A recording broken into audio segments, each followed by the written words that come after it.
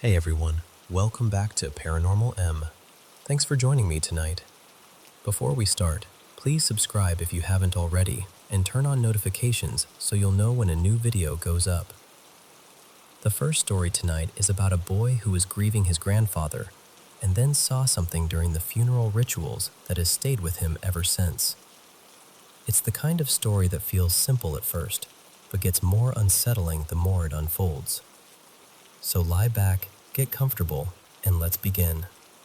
Wishing you a calm night and a good sleep.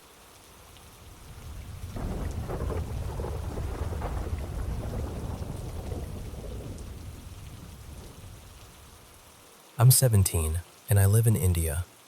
I'm sharing this because something that happened a little over a week ago has been weighing on me in a way I can't shake. My grandfather, Dadaji, passed away at home on the 3rd of March. I still remember standing near him afterward, staring at his face, feeling completely shattered inside. But the strange part was that I couldn't cry. It was like all the grief was there, heavy and sharp, but my body just stayed still. In our family, there is a final ritual where we bathe the body before the funeral. I was there in the room while everyone was gathered around him. It was quiet, crowded, and yet everything felt far away, like I was hearing and seeing it all through a wall. And then I noticed something I still can't explain. His eyes moved. At first, I told myself I must have imagined it. I was overwhelmed, exhausted, and in shock, so I tried to brush it aside. I didn't want to say anything and have people think grief had gotten to my head. But then it happened again. This time, I looked straight at my sister, and she was already looking back at me with the exact same expression. That was the moment I knew I hadn't imagined it. She had seen it too. Neither of us said anything. I just quietly checked for a pulse. Nothing. I checked for breathing. Nothing. Later, when I told my cousin, he dismissed it right away and said we were probably just disturbed in seeing things. But that wasn't the only thing that unsettled me. That same day, I noticed a man in the room who looked almost exactly like my grandfather. Not just similar, I mean eerily close. At the time, I assumed he must have been one of my grandfather's brothers, because I don't know every branch of my father's side of the family very well. So I let it go. But a few days later, my grandmother said something that made my stomach drop. She told me my grandfather had 4 brothers in total, and after his death, only 3 were still alive. I already knew those 3. So I asked her about the man I had seen. She looked at me and said there was no other brother, no 4th man, no one in the family who matched the person I described. And that's when everything started to feel wrong, because I know what I saw. And the more I think about it, the more certain I become that this man did not just resemble my grandfather. He looked almost exactly like him. Even stranger, I keep feeling like I remember little moments with him, as if I've seen him before somewhere in my life, even though that makes no sense. By the next day, I couldn't leave it alone. I started asking the elders in my family one by one. Every single person either denied knowing anything or tried to avoid the conversation in this strange, uncomfortable way. Nobody wanted to talk about him. It felt less like confusion and more like silence on purpose. Then later, the same cousin I had told suggested I look through my grandfather's brother's old diaries and photo albums. He's the kind of man who records everything: photos, notes, albums, memories. He isn't exactly strict, but he's never been especially warm either. When I asked him for the diaries, he refused. When I asked for the photo albums, he refused again. I finally made an excuse and said my father needed an old picture of his brother for a ritual, and that I'd search for it myself. After some hesitation, he agreed. I took the album to my room and started going through it carefully. At first, everything looked normal, just family photographs, old gatherings, familiar faces. But then I noticed some strange pictures mixed in. Random corners, unfamiliar places, odd angles that didn't seem important enough to photograph. I kept turning pages, looking for anything unusual. That unsettled me more than I want to admit. At the very end of the album, I found a faded photograph of 6 little children playing together. I didn't recognize most of them, but one of the children looked so much like my grandfather as a boy that I felt sure it was him. I wanted to take a picture of it, but my phone had died. So I left the album there for a moment and went to get my mother's phone. When I came back, my grandfather's brother was already walking away with the album in his hands. I told him I wasn't finished. I said it more than once, but he just kept smiling at me all day in this way that felt playful on the surface and mocking underneath. He never gave it back. There's something else I should say, because maybe it matters. My family has a history of things happening that no one really knows how to explain. My little sister, who is only 6, sometimes wakes up in the middle of the night screaming at nothing. She talks in nonsense words, cries like she's terrified, and then goes back to sleep as if nothing happened. In the morning, she's completely normal. We took her to a doctor, and they found nothing wrong. Later, someone spiritual told us she was being disturbed by my late grandmother, my grandfather's first wife, who died by suicide many years ago. There have been other incidents too. Too many, honestly. So now I'm left with all of this in my head. The movement in my grandfather's eyes, the man who looked exactly like him, the faded photo of 6 children, the missing pictures from the album, the way my family shuts down every time I ask. I still don't know who that man was. I don't know whether only my sister and I noticed something strange that day, or whether others saw it and chose to stay quiet. I don't know who the other children in that photograph were. And sometimes, late at night, I wonder whether I'm chasing something real, or whether grief has simply opened a door in my mind that I can't close.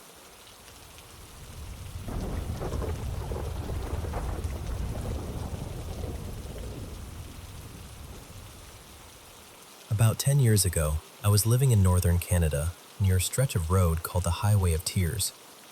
Even on a normal day, that highway carries a heaviness to it.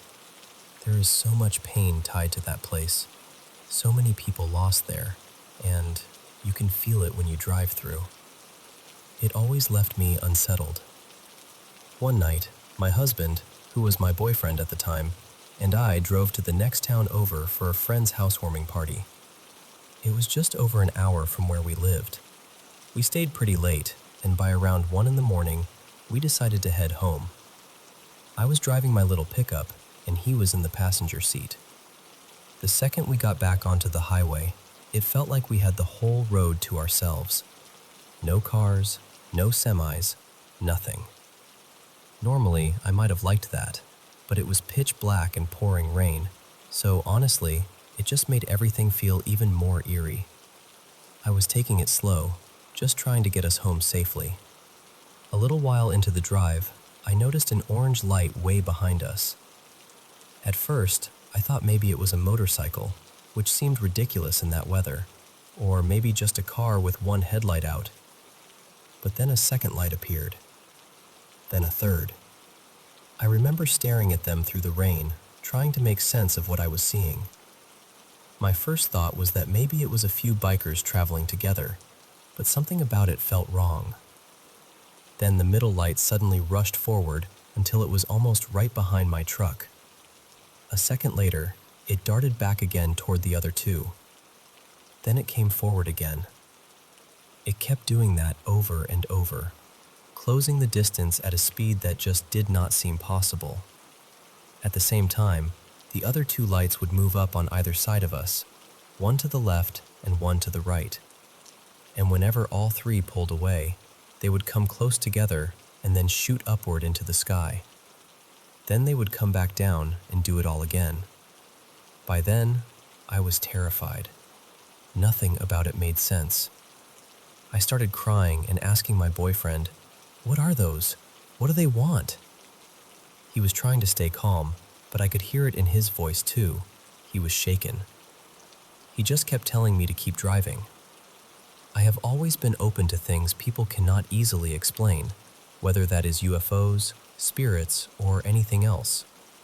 But my boyfriend, he was never like that.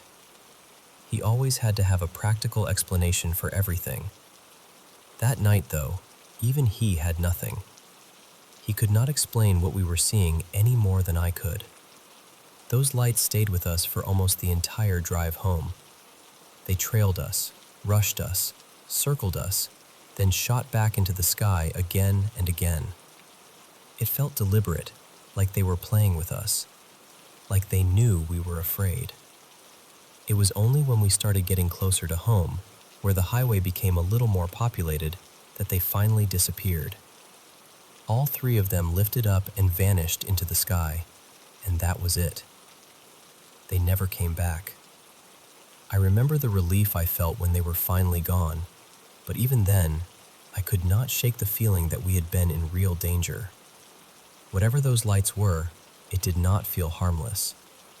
It felt like we had been watched, followed, tested somehow. And honestly, I still think about it. I still wonder whether those lights had some deeper connection to that highway and all the sorrow tied to it. Were they spirits? Were they something not of this world? I do not know. I just know what we saw, and I know how it felt.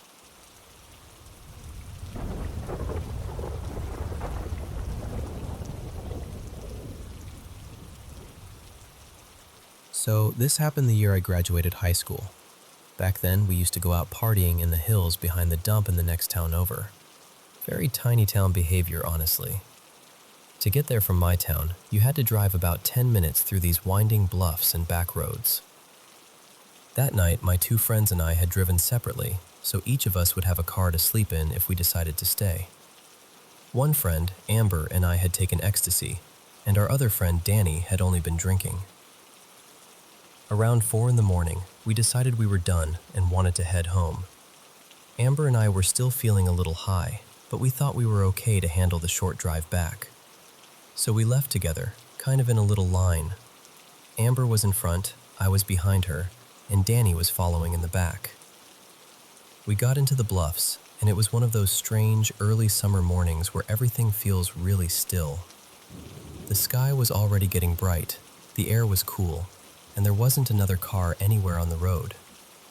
I was watching Amber's car ahead of me when I suddenly saw her jerk to the left like she was avoiding something. Then I saw it too. There was this older man standing right in the road.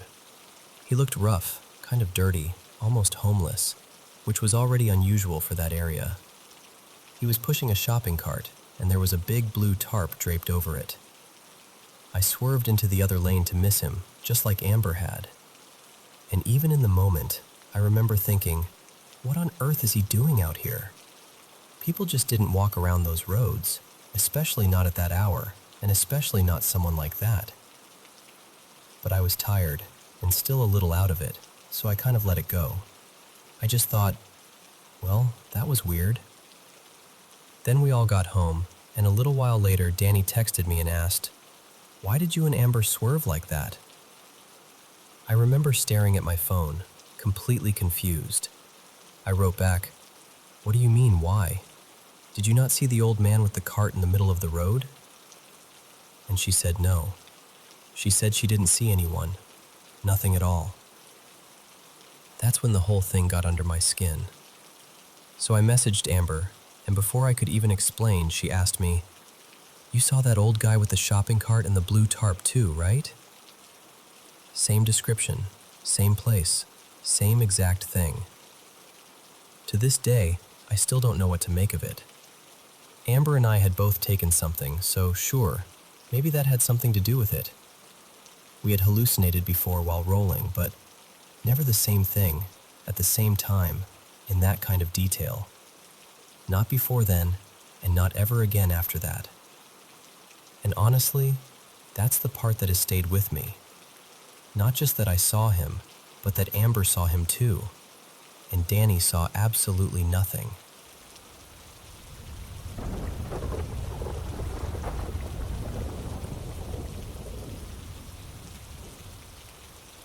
I've gone back and forth for years about telling this story. Even now, it stays with me. It sits quietly in the back of my mind, almost every day. I guess I'm sharing it now because part of me still wants answers, and part of me just wants to believe there's some way to keep something like this from ever happening again. A lot of this happened to both me and my wife, Mara. Some moments only happened to one of us, but there were plenty of times when we both heard or felt the exact same thing in the house at once, which made it harder to brush off. It started gradually, sometime around the beginning of 2020, when the lockdowns had everyone stuck at home. At first, it was easy to dismiss. Little things, a doorknob trembling when no one was nearby, a sound in another room, something sliding or dropping off a counter for no reason we could figure out. The kind of thing you explain away because you want to. But by the summer, it had changed. The house didn't just feel strange anymore. It felt occupied. At night, we started hearing voices. Sometimes it sounded like a man, sometimes a woman. A few times it felt like they were arguing with each other somewhere just beyond the walls. The weirdest part is that even though the voices sounded clear, neither of us can remember a single word they said. Not one. Then came the footsteps, movement in the hallway. That feeling where you suddenly know, with complete certainty, that something else is in the room with you. We had kids in the house, so every time it happened, we checked on them first. Again and again, they weren't the cause. That same year, I lost my job. While I was home, I threw myself into studying, trying to prepare for whatever came next. The activity in the house kept distracting me, so I started wearing headphones and playing white noise while I worked. Strangely enough, that helped. When I had the headphones on, the house went quiet. By the end of the year, I'd found a remote job and turned one of the spare rooms into a home office. I kept the same habit, headphones on, white noise in my ears, trying to stay focused. And then one day, while I was working, something happened that I still can't explain. I looked up, and for maybe a second, maybe less, I saw two beings standing in the room, facing me, staring directly at me. I bolted. I jumped up so fast I nearly sent my laptop and monitor crashing off the desk. I ran straight out of that room and found Mara in another part of the house. I told her what I'd seen, half expecting her to look at me like I'd lost it. Instead, she looked relieved. She told me she'd seen them too before, but never said anything because she thought maybe she was imagining it. I didn't get a long look, but I remember enough. They were human-shaped, roughly our height, but they were not human. Their faces reminded me of hairless animals, almost like a cat, maybe a dog, but wrong in a way that's hard to put into words. One had skin so dark it looked nearly black. The other was more of a charcoal gray. Their eyes were the part that hit me hardest. They didn't glow, but they stood out sharply, like they didn't belong on the faces they were set in. We went through the house praying, sprinkling both through every room and around the property. For a little while, it worked. The house became still. No voices. No strange noises. No pressure in the air. We finally breathed again. But it didn't last. Not long after that, my brother died unexpectedly. That loss cracked something open in all of us. I still miss him. I probably always will. I only mention him because of what happened next. One night, before bed, we heard the voices again. Sometime later, I woke up because I felt movement beside me. It felt like Mara had rolled toward me and leaned over, almost like she was reaching across the bed. But then the weight settled onto me, and it kept getting heavier. My wife is small. What I felt on top of me was not small. It was crushing. It pressed me deeper and deeper into the mattress, The blanket was over my face, and I couldn't see anything. I tried to move, tried to speak. Nothing. Then panic hit. I managed to move one arm just enough to reach over and touch Mara, and she was still beside me, exactly where she had been, asleep. That's when terror really took over. I tried to shake her awake, but she wouldn't respond. The weight stayed on me, pinning me down. It probably lasted 20 seconds or so, but in the moment, it felt endless. Then suddenly, it was gone, and right at that same instant, she woke up. She sat up immediately. I was too frightened to pull the blanket away from my face. I just asked her if someone was in the room. She looked around and said no. I told her it must have been a bad dream, because I didn't even know how to explain what had just happened. Eventually, somehow, I fell asleep again. Later that night, close to morning, I had a dream. I know it was long, but almost all of it is gone now. The only part I remember clearly is the end. In the dream, those same beings were there again, and I knew I was under attack. Then suddenly my brother was standing in front of me. He looked exactly like himself.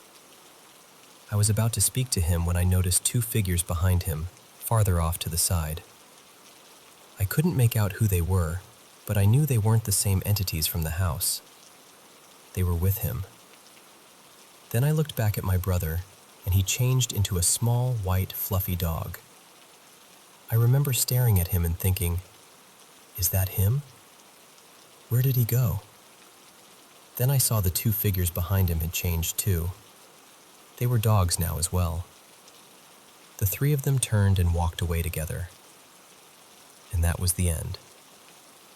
I woke up crying so hard I could barely breathe. Mara woke up and asked what was wrong, but I couldn't even answer her at first. She just held me while I tried to get control of myself.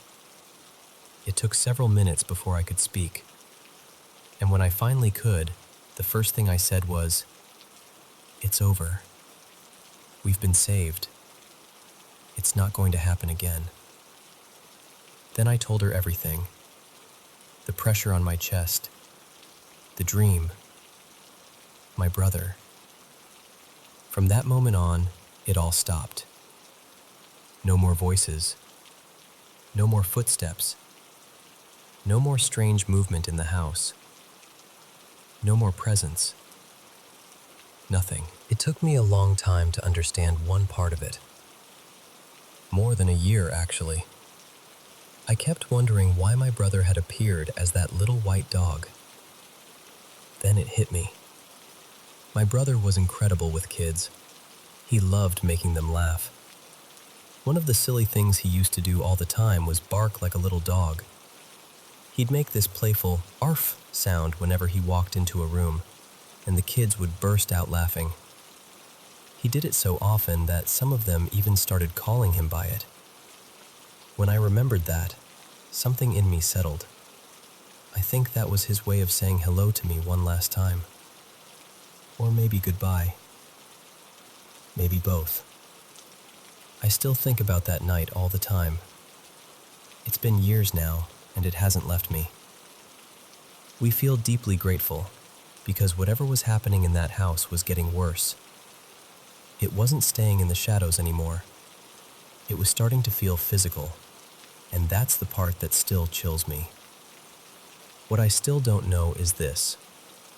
How can I be sure something like that won't ever happen again? And if it does, would we be protected the same way? I don't pretend to know what those beings were. I only know what we lived through, what we saw, and how suddenly it all ended after my brother came to me that night. That's the story.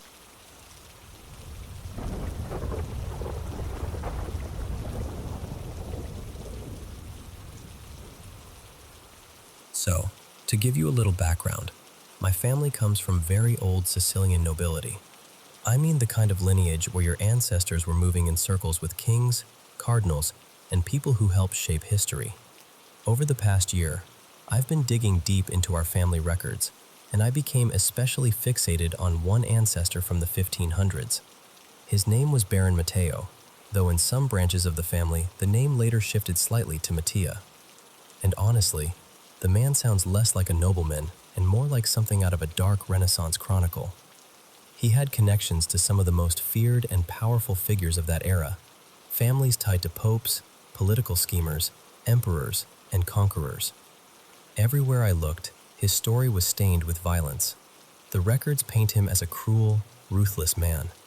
There are stories of executions, of vendettas carried out without mercy, of young women forced into convents, and of acts so brutal they barely feel human.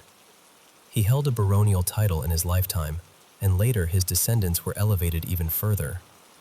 So his shadow never really left the family. It just changed shape over time.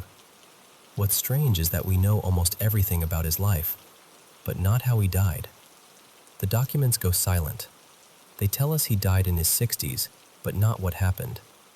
The only detail that survived is that he was buried in an elaborate black marble sarcophagus beneath a basilica in Sicily. Then, during the war, bombing destroyed the basilica, and whatever remained of his tomb disappeared under stone and ash. Just gone. Now here's where it starts to feel personal. I'm living now in an old family villa that stands on land that once belonged to his estate. Not nearby, right on it. A little over 3 weeks ago, I woke up in the middle of the night. My bedroom door had been locked before I went to sleep. I'm absolutely certain of that. I couldn't move, which made me think it was sleep paralysis, but my mind felt completely awake. I could see the room clearly. And then I watched the door slowly open. A man stepped inside. He wasn't enormous, maybe around average height, but there was something commanding about him. He was dressed in full 16th century noble clothing, dark fabric, a sword at his side, gloves on his hands. The gloves looked wet with blood. His skin was pale in a way that didn't look alive, and his eyes, that's the part I can't shake. They were white. No pupils, no expression I could read, just these empty, staring eyes. He came to the bed, put one hand on the post, and stood there looking down at me. I was terrified. I couldn't even breathe properly. And then he spoke to me in an old Sicilian dialect, the kind you don't hear now except in fragments. What I understood was this: "You know my story. You carry my blood. I am still here, beneath the ruins. You, who have listened to me, must find me. I am waiting." I shut my eyes. When I opened them again, he was gone. The room was still. I could move. And I told myself it had to be a nightmare, or stress, or my own mind turning family history into something monstrous. But it didn't stop. It's happened every night for 22 nights. And there are two things that really shook me. The first is the portrait. I had never seen an image of him before because hardly any survive. Then recently, a regional archive sent me a scan of an uncatalogued portrait they had found. The second I opened it, I felt sick. It was him. The same face, the same features, the same man I'd seen standing at the foot of my bed. I had no way of knowing what he looked like, so now I'm stuck with this feeling that something is trying to close a circle through me. Part of me thinks I've just immersed myself so deeply in this man's history that my mind has started turning it into visions. But another part of me feels, very honestly, like he is asking not to be remembered, but to be found. And I don't know what to do with that. I don't know whether this is grief reaching backward through blood, obsession turning into fear, or something I can't explain at all. I just know I haven't felt at peace since it began.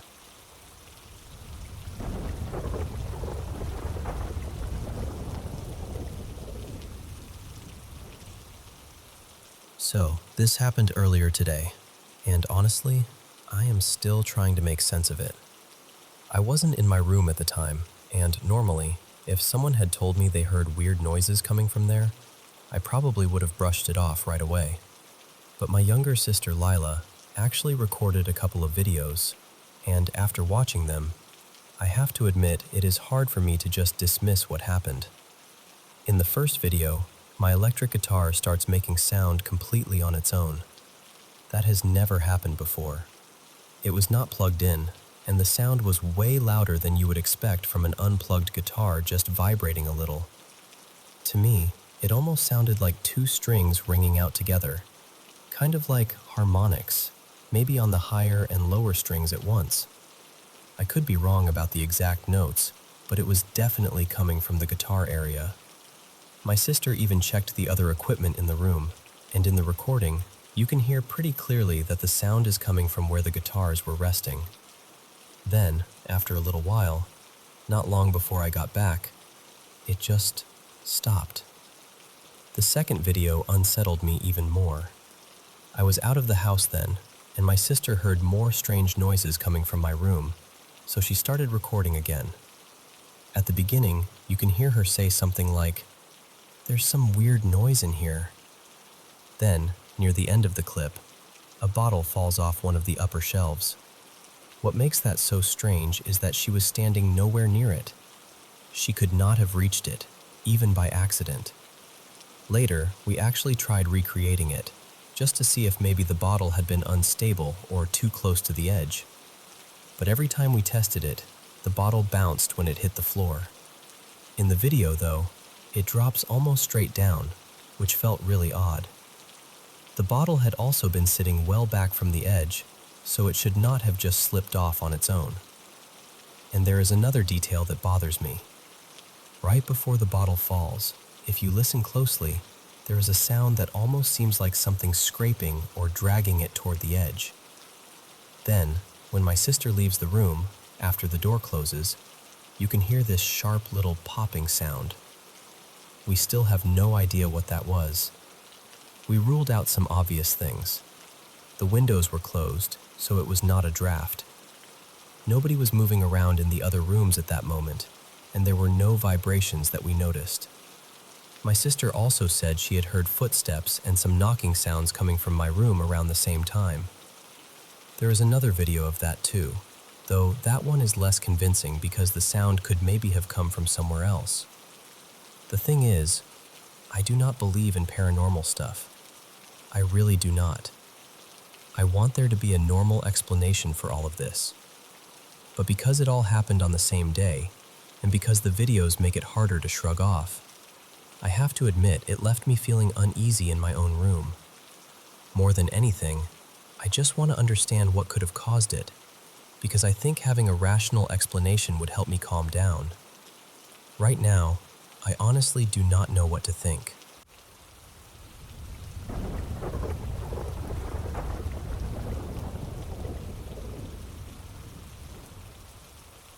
Hey, I wanted to share something that's been bothering me for a while, because I honestly do not know what to make of it. I'm in my teens, and I live with my family in a quiet little village just outside Vienna, Austria. It's the kind of place where not much usually happens. There's one main road, and along it are a few narrow lanes with houses tucked away. Our home is on the very last lane, so it feels even more isolated, especially at night. We've been living in this house for a little over 2 years now. It has 3 levels, plus an attic above the top floor. The attic is one of those places nobody really goes unless there's a reason. It's cold, dusty, and full of old things left behind by the people who lived here before us. Mostly boxes, bits of wood, and random storage. There are no windows up there, just a light switch and an old sink that doesn't even work anymore. As far as we can tell, there isn't any obvious way for animals to get in. We've checked for gaps and openings, and we've even put things in place to keep pests away, so that explanation never really felt convincing. What unsettles me is that, every so often, when someone is near the attic or standing in the hallway below it, we hear strange noises coming from up there. Sometimes it sounds like footsteps, or something being dragged lightly across the floor. Other times it's scratching. A few times, though, it has sounded like crying, or soft sobbing. And what really gets to me is that once in a while it almost sounds like whispering.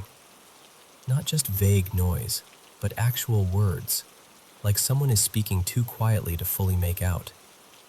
It's not constant, and that almost makes it worse, because it happens just often enough to stay in your head. My sister has heard it too, so I know I'm not imagining it. And every time it happens, it seems tied to that attic area somehow. Whenever we check the rest of the house, everything feels completely normal. Nothing is out of place, nothing looks damaged, and there's never any clear sign of what could have caused it. It's quiet right now, and maybe that should make me feel better, but honestly, it doesn't. It just leaves me wondering what we've been hearing all this time. So I guess I'm asking whether anyone else has ever dealt with something like this in a house. Could an attic somehow create noises that sound eerily human, like whispers or voices? Could it be the structure, airflow, pipes, wood settling, or something else entirely?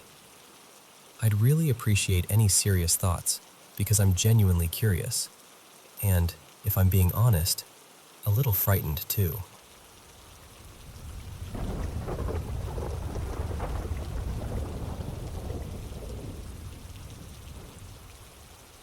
I want to tell you about something that happened to me when I was a teenager, somewhere around 16 or 17, and even now I still cannot explain it in any clean, logical way. It all seemed to center around the mirrors in my house. I know that sounds dramatic, but being near them felt wrong in a way I could never quite put into words. It was like the glass carried this strange pressure, almost like walking too close to someone who was staring at you without blinking.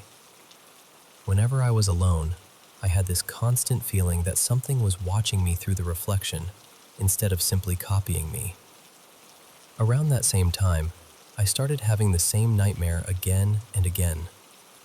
In it, I would be standing in front of a mirror doing something completely ordinary, fixing my hair, washing my face, brushing my teeth. Then my reflection would stop following me. It would pause, turn toward me in this unsettling way, and become something colder, something meaner. And then my nose would start bleeding. What made it so much worse was that I would wake up and the nosebleed would be real.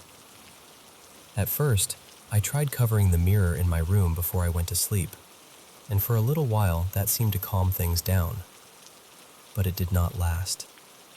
The dreams came back harder, and sleep stopped feeling like sleep. I could be in bed all night and still wake up feeling like I had been dragged through something heavy and dark.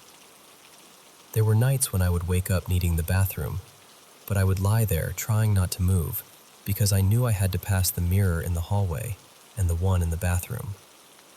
Most of the time it was around 3 in the morning, and more than once, after walking past them, my nose would start bleeding again. I know how unbelievable that sounds, but when you are the one living inside it, fear becomes very simple. You stop asking whether it sounds ridiculous and start asking how much more of it you can take. One night, I got so desperate that I lit a candle and started reading Bible verses out loud. I just needed something steady, something good, something that felt stronger than whatever was crowding around me. While I was reading, the lights in the house began flickering. Then I heard pounding at the back door, loud enough to sound like someone wanted in. I remember seeing what looked like a human shadow shift across the wall. I set the candle down to check the door, and the moment I stepped into the hallway, the glass holder shattered. After that, other things started happening too. I saw a mug slide off the kitchen counter by itself. My dog, Rusty, would suddenly growl at empty corners of the room and refuse to sleep by himself. More than once, I went to bed with the lights off and woke up with them blazing. Most nights, I was alone in that house. My dad was working away for stretches of time, so I stayed there to look after the dog. My grandparents were nearby, which helped a little, but inside that house, it was usually just me and whatever that feeling was. And eventually, it stopped feeling contained. Even when I left, it seemed like the dread followed me. I had a friend named Maris who was into witchcraft, or at least she said she was sensitive to things most people ignored. She came over one evening and told me, very matter-of-factly, that mirrors could act like portals. She lit a candle, turned off the lights, and started moving from mirror to mirror, placing her hand against the glass as if she were listening for something. That alone rattled us, but we kept going. Later, we checked the dresser mirror in my dad's bedroom. Nothing happened right away, so we left the house to get food. But when we came back, there was a dark handprint inside the mirror. Not on it, inside it. It looked trapped beneath the glass, and no matter what we used, it would not come off. In my room, the vanity mirror ended up with 3 long scratches across the surface. Maris also told me the mirror in my sister's room felt wrong in a different way, like there was some black, shapeless presence lingering around it. The truth is, I had disliked those mirrors long before any of this started. The worst dream came near the end of it all. In that dream, a transparent figure stepped out of the mirror in my bedroom and touched my leg. It spoke in my own voice. That was the part that really got to me. Not loud, not monstrous, just familiar. It said, "Let me in." I remember feeling too exhausted to even scream. In the dream, I just kept thinking, "No, no, no." Then it said, "That's all right. I'll take over when you die at 27 anyway." After that, I would not go back into the house. Eventually, I told my grandmother everything. Between her prayers and some protective things Maris showed me, it finally stopped. Just stopped. No more nightmares, no more nosebleeds, no more sense of being watched through glass. Nothing like that has ever happened to me again. Funny enough, I love horror now. I really do. But films where reflections move when the person is not looking still get under my skin in a very specific way, because that part is almost exactly what those nightmares felt like.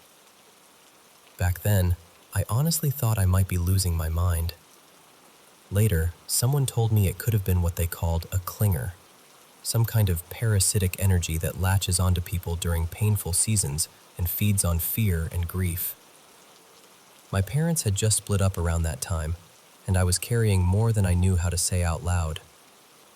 Maybe that explanation fits. Maybe it does not.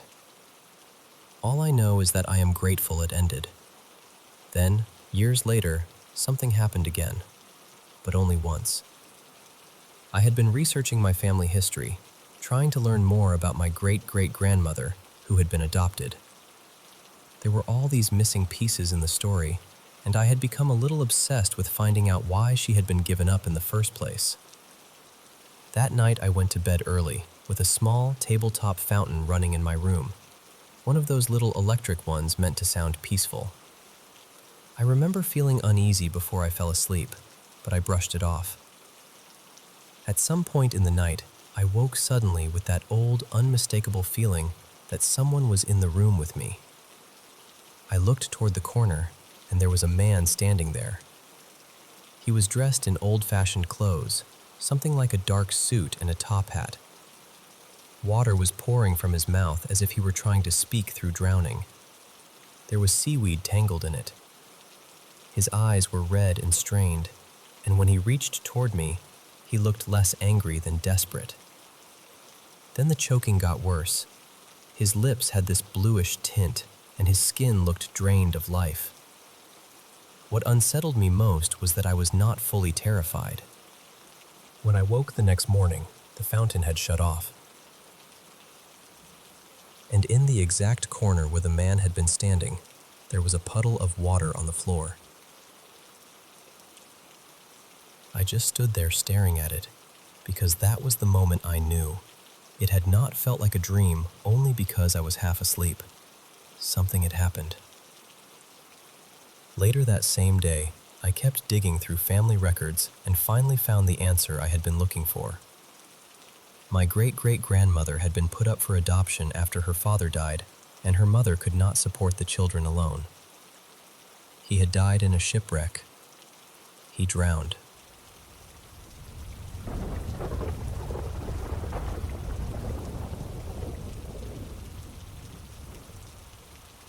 I should probably start with a little context. I'm Mexican, but growing up, my family never really did much for Dia de Muertos. That only changed after I moved in with my partner around 2022. That was when we began putting up an altar every year for the people and pets we've lost.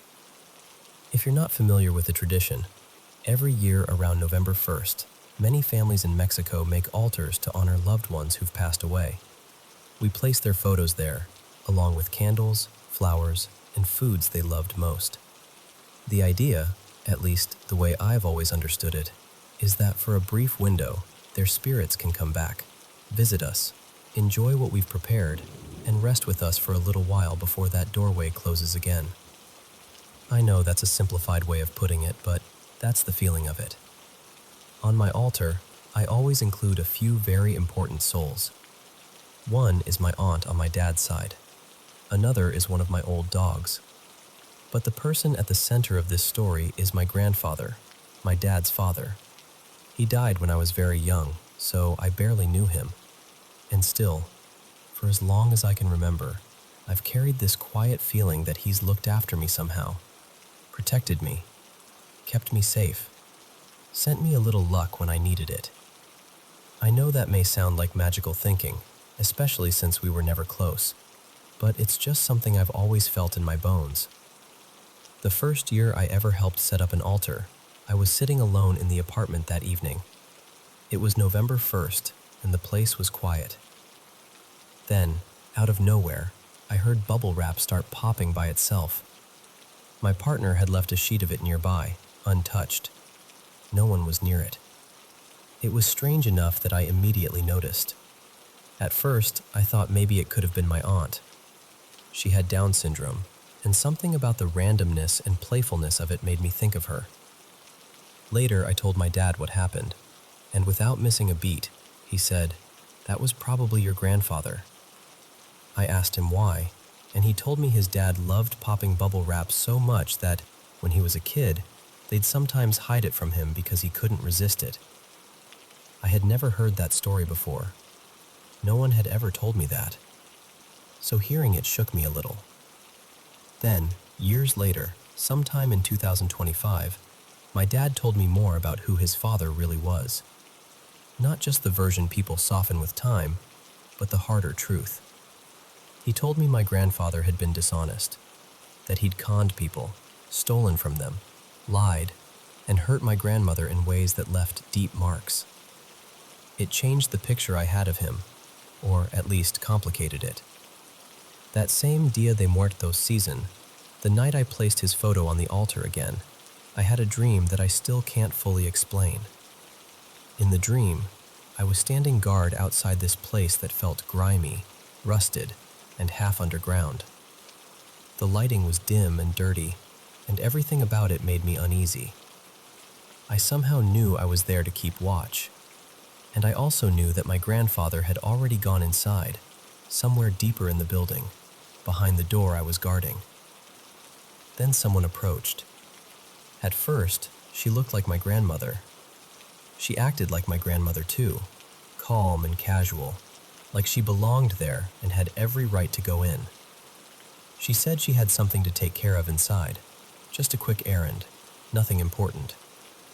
But the second I looked at her, I felt this deep, instant distrust. Not confusion, not hesitation, certainty.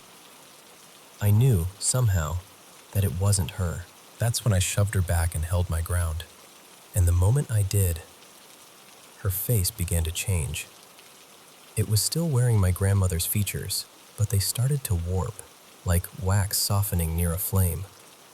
Her expression twisted into something furious and unnatural. Her face looked melted, angry, wrong.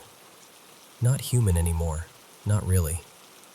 That was the moment it became completely clear to me that whatever was standing there was not my grandmother.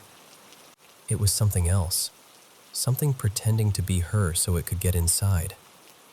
I shut the door on it. On the other side, it became frantic, angry, desperate. It wanted in so badly. When it realized it couldn't force its way through the door, it started peering through the windows, trying to look inside, trying to find another way in, but it couldn't enter. And somehow, even in the dream, I understood what was happening. I felt like my grandfather had come to rest for a while, just as we believe our dead can do during Dia de Muertos. But I also felt that something else had come looking for him. Maybe someone he had wronged. Maybe something tied to the harm he'd caused in life. Something that hadn't let go. Even now, every time I tell this story, I get chills. Real chills. The kind that come from somewhere deeper than memory. I've told this story many times, and nothing about it has dulled. If anything, it still feels just as sharp, just as unsettling.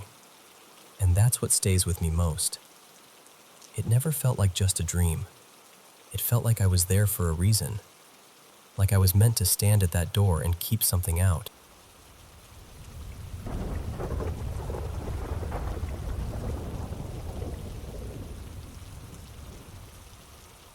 You know, this happened a little over 6 years ago, back when I was living abroad. I was heading home one late afternoon, walking along a broad avenue near the center of the city, just keeping to myself, when I noticed a woman off in the distance suddenly start coming straight toward me. She didn't look homeless or disheveled. She was actually dressed fairly neatly, but there was something about her that felt uncanny, almost old world, and the way she looked at me honestly unsettled me. She was smiling, but not in a kind or comforting way.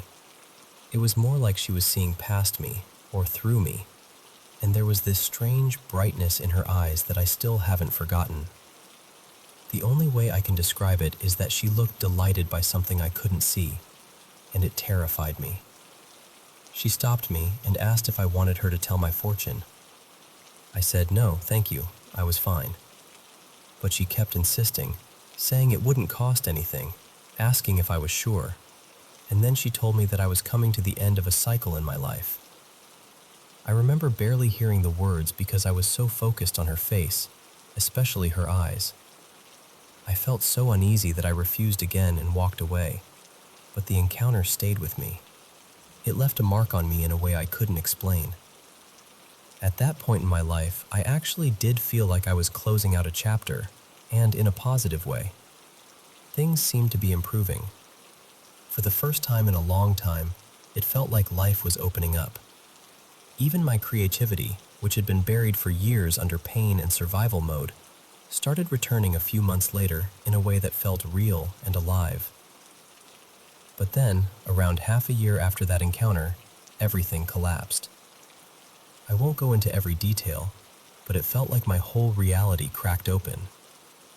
I went through wave after wave of betrayal, not only from people around me at the time, but also through things I came to understand about my past. It was as if the ground under my life had been false all along, and suddenly I could see it. The closest thing I can compare it to is waking up inside a completely different world, where the rules had changed, and I had to become someone else just to survive it. What makes it even harder to explain is that before all of that, things had genuinely been going well. I was building something good. I was finally finding momentum. And then the betrayals, the revelations, all of it, seemed to derail everything. Mentally, it was brutal. I stayed caught in that cycle for years, really, until only recently, when I stopped reacting to every shock and started trying to understand it, piece by piece. Since then, I've been dreaming a lot. Most of the dreams have been symbolic, heavy with meaning but hard to decode. But yesterday, I dreamed vividly about that woman again, like the moment had just happened. And I'll be honest, part of me still feels that she saw something. For a long time, I thought maybe what she sensed was the ending of my suffering and the beginning of a happier life. I had no idea that whatever was ending would come apart so violently, or that the transition itself would be so devastating. Now I keep wondering what that whole period was really about. Was it a necessary fire? Something that had to burn through my life so I could become who I am now? Or was it another kind of breaking? Another way of being pushed back just when I had finally begun to come alive. I just don't know what it meant. And I still think about that day, and about her. And I can't help but ask whether anyone else has ever had a stranger say something over them that later felt hauntingly real. Whether anyone has ever met someone who seemed to carry that kind of presence, or that kind of power.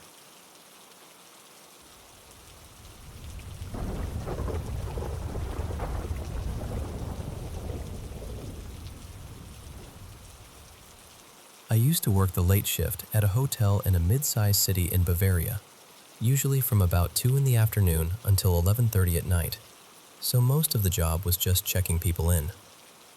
On this particular evening, I was working with a colleague of mine, Lena, who I'm still close friends with now, and both of us still talk about this because it was just that strange.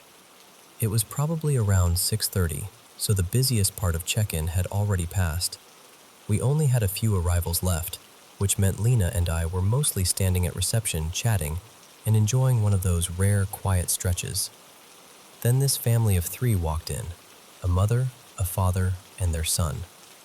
And I know this sounds odd, but they looked almost unreal in how perfectly they matched these familiar types. The father was really tall and thin, bald, wearing hiking sandals and carrying this huge travel backpack. The mother was shorter, blonde, very put together, with the kind of look that instantly reminded me of a festival postcard version of Bavaria. And their son, maybe 8 or 9 years old, had such a generic little face that he almost didn't seem real at first glance, like someone had designed him to be child in a game. The moment they entered the lobby, the whole atmosphere shifted. It was immediate. Before that, Lena and I had been relaxed and joking around, and then, suddenly we both straightened up without even thinking about it. The family seemed deeply tense, not angry exactly, just stiff and silent in a way that made the whole room feel off. I checked them in, gave them their room details, pointed them toward the elevators. Not one of them said anything beyond the bare minimum. Then they walked around the corner toward the lift, and the second they were out of sight, it felt like the tension in the lobby just broke. Lena leaned toward me right away and whispered, "Did you feel that too?" And I said, "Yes, absolutely." We brushed it off and went back to talking. Then maybe 15 minutes later, another guest came in, just a normal woman traveling alone. I checked her in, and she asked if we had any restaurant recommendations nearby. So I gave her a few suggestions and then pointed her toward the elevator as well. A moment later, we heard the elevator doors open. Then we heard her immediately say, "Oh, sorry," and the doors closed again. At first, I assumed maybe housekeeping staff were using it, or someone had loaded a cart into the lift. But then the woman came walking back to the desk looking confused and said, "There's a family in the elevator just standing there. They're not moving." Lena and I looked at each other like, surely not. We walked over, pressed the button, and the doors opened instantly. And there they were, the same family, just standing inside the elevator exactly as before. Not talking, not reacting, not even really looking at us. They were facing forward, completely still, like mannequins placed in position and forgotten there. We just stood there for a second, probably 3 seconds, maybe less, but it felt longer. Then Lena finally said, very carefully, "Are you all right?" And it was like someone had switched them back on. They all softened at once. The mother smiled politely, like this was the most normal thing in the world, and said, "Yes, we're fine, thank you." Then the father calmly pressed the button for their floor. That was it. No explanation, no embarrassment, nothing.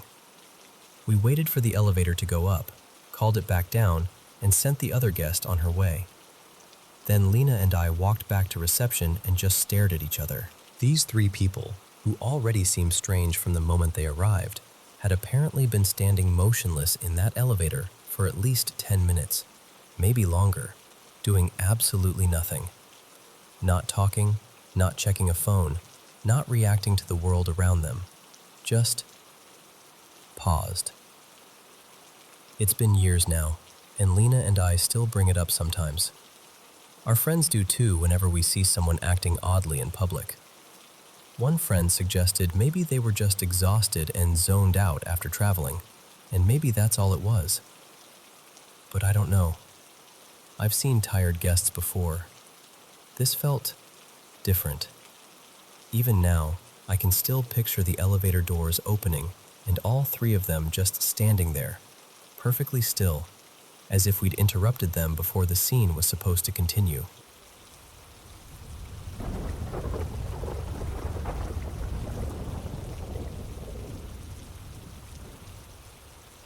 I want to tell you about something that happened to me years ago on a camping trip in British Columbia, and even now, I still can't explain it.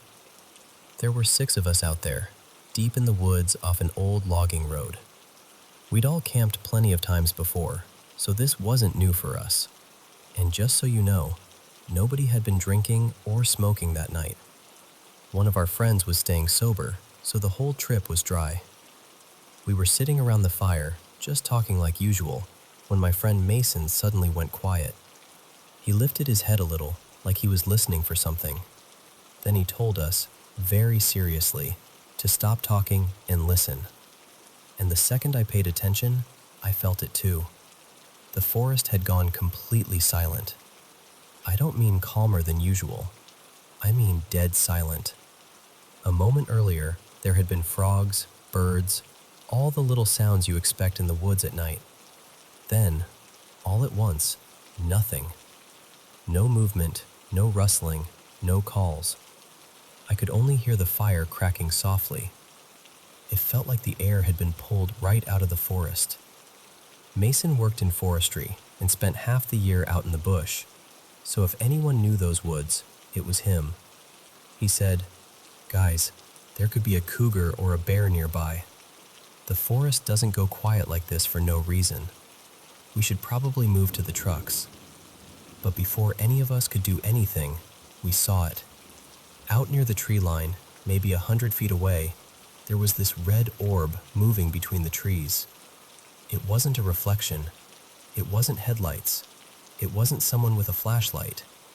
It looked like a glowing glass sphere, about the size of a beach ball, with fire burning inside it. It gave off its own light. You could actually see a faint red glow touching the trees as it passed. It moved at about walking speed, weaving through the forest, and we could see it slipping behind some trees and in front of others. We just sat there staring at it. Nobody said a word. We were too shocked. It lasted maybe 20 seconds, then slowly faded out. And about 10 seconds after it disappeared, the sounds of the forest came back, like someone had flipped a switch. That was when the fear really hit me. The silence had already put me on edge, but seeing that thing made my whole body react. My stomach dropped. My heart was pounding so hard I could hear it. I've had genuinely dangerous moments in my life, and somehow this felt worse. It was like my brain kept trying to make sense of what I was looking at and just couldn't. We all stood up almost immediately. We barely even talked. A couple of us muttered, "What was that?" and "Did you see that too?" We all had, every one of us. There were 6 people there, and we all saw the same thing. For some reason, maybe because we wanted there to be a logical explanation, we took a quick look around. But there was no road nearby, no other campsite, nothing that could explain a moving red light in that part of the forest. And honestly, checking only made it worse. So we left. We packed up fast and drove about 20 or 30 minutes until we found a paid campsite with other people around. It was probably around 1 in the morning by then. We just needed to be somewhere that didn't feel so isolated. The next morning, the campsite owner came by because people usually didn't show up that late. We told her what happened, half joking, because saying it out loud made it sound unreal. But the second we described it, her face changed. She went completely serious. I don't know what I believe. I'm not going to pretend I have answers. All I know is that it happened. We were experienced campers. We'd heard strange noises before, seen weird flashes in the sky, run into sketchy people in the bush, but those things always had some possible explanation. This didn't. Mason was so shaken by it that he didn't even want to talk about it for a long time, and going back to work in the woods messed with him for months. Even now, all these years later, we still bring it up sometimes when we're together, and every time we do, it gets under my skin all over again. I still get that same cold feeling thinking about how the woods went silent, and then that red light appeared. And to be honest with you, even telling you this now gives me the creeps.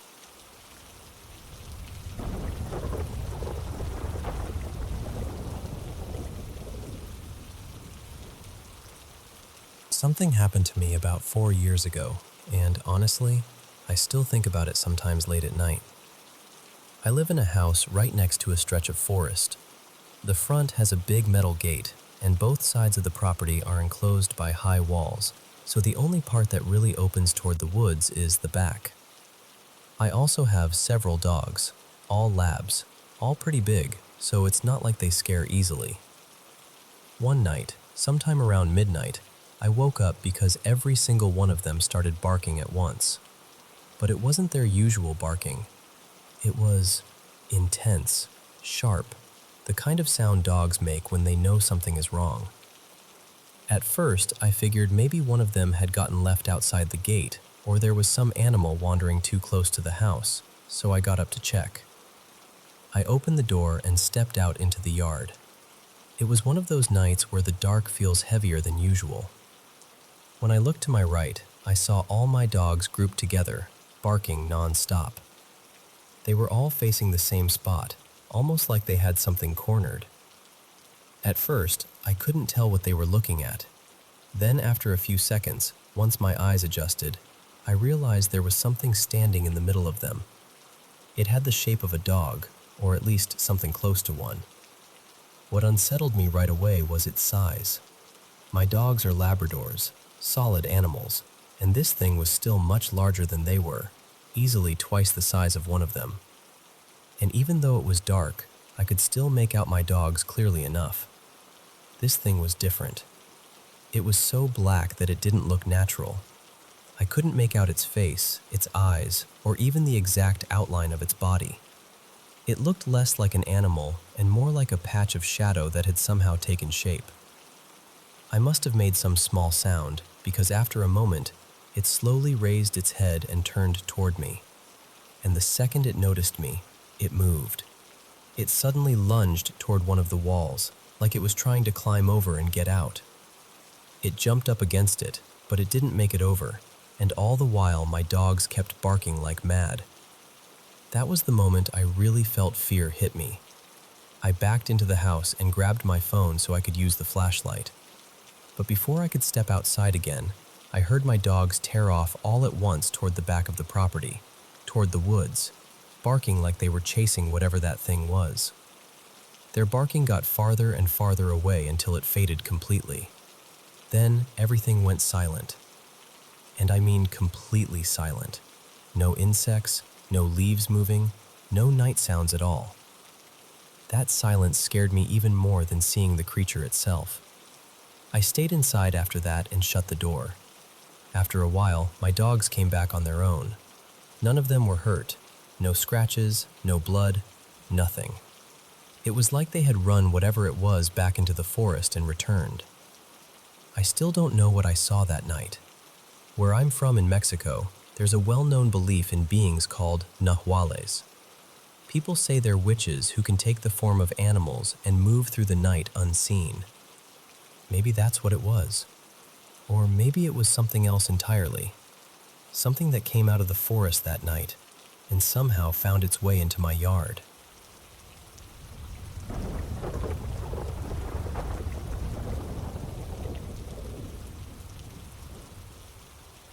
You know, the two properties I mentioned have been in my family for well over a century.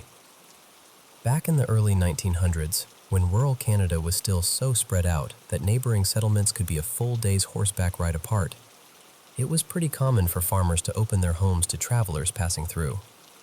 The original house on my parents' land sort of worked like an informal bed and breakfast for people who needed a place to rest for the night.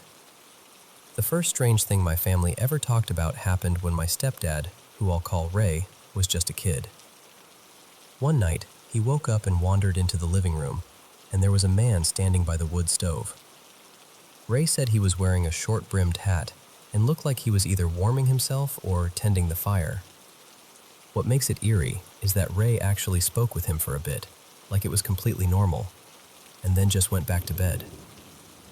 The next morning, he found out there hadn't been any guests in the house at all that night. Later, when he described the man, the family realized he matched someone who used to stop there years before, a man who had already died. And then there's the part that honestly unsettles me the most, what I can only describe as a mimic. I really do believe there's something here that can imitate people. Too many separate people I know have had experiences with it for me to brush it off. My mom has had full conversations with what she thought was Ray, only to learn he wasn't even in the house. And the reverse has happened too. The strangest one for her was when she was trying to nap on the couch. She said Ray had been talking to her before she laid down, and even after she settled in, she could still hear him and kept responding in her head, getting more and more irritated, thinking, "Please, just let me rest for a minute." But the whole time, he was actually outside in the garage working and had never come back in. Another time, Ray was out in the backyard doing chores when he heard several hard taps on one of the windows from inside the house.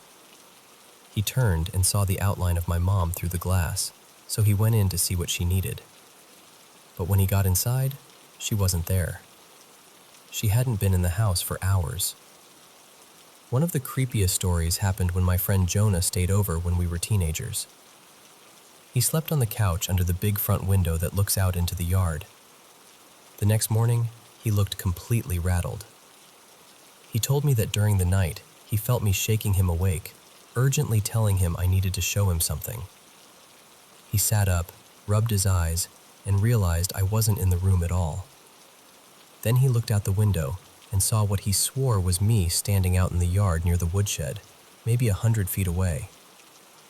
The thing is, he had no idea about any of the stories connected to the property. He also couldn't have known that the woodshed sits almost exactly where the old guest house used to stand. If he'd gone to my room, he would have found me asleep the whole time. That's the only time I know of that whatever this is has copied me. Over the years, my friends have heard screams in that house, cupboards slamming on their own, and voices with no one there. One night during a party, everyone in my family was outside while my friend Stefan went in to use the bathroom. On his way back out, the kitchen cupboard started banging shut over and over, violently. He didn't even stop to think. He grabbed his shoes, bolted outside, tossed them onto the lawn, and stood there trying to put them on with shaking hands.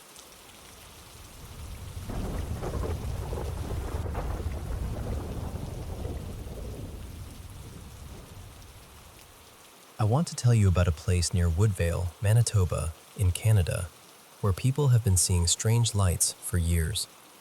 There's a stretch of railway tracks just east of town that a lot of locals avoid after dark, especially around the middle of August. That's when the sightings seem to happen most often.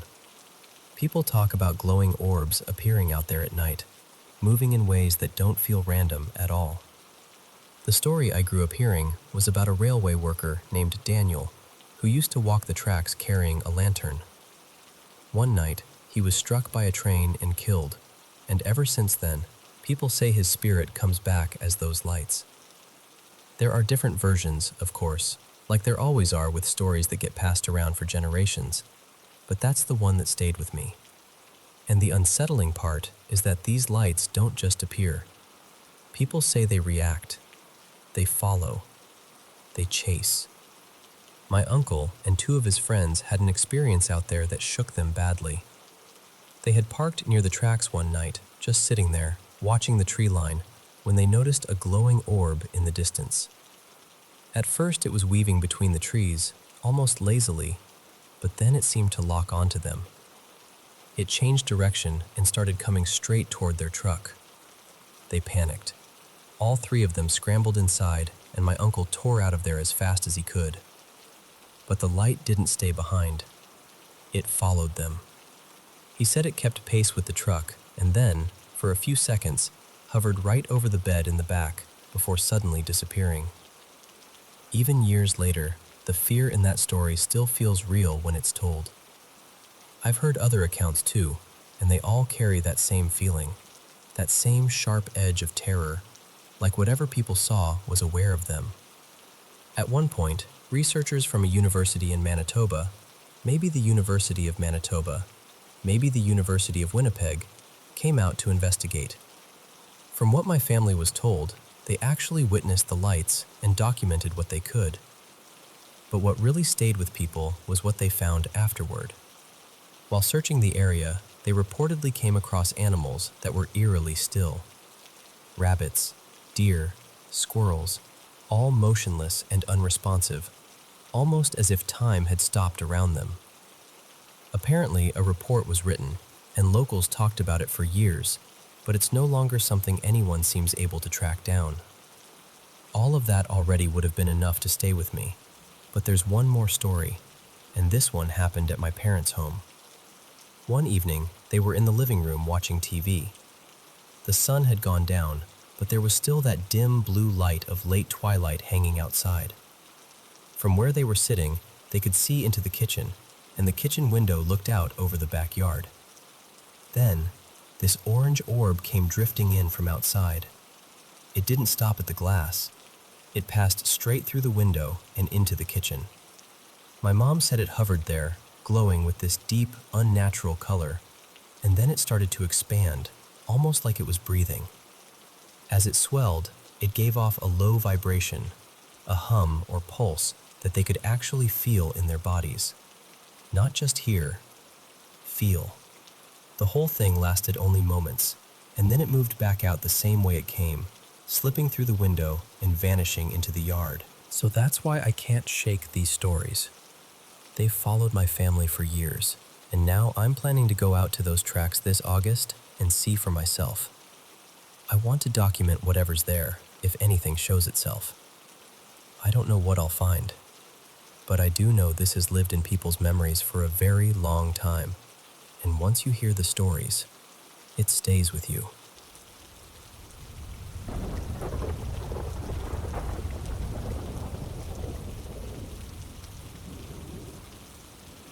I had a really unsettling dream out of nowhere, and honestly, it shook me more than I expected. I do not dream very often, and when I do, it usually feels like one of two things. Either it is showing me something I need to reflect on and heal, or it turns into a nightmare. But this felt different from the usual kind of bad dream. It stayed with me. I have always believed in spirits and energies, especially the kind that feel heavy or low.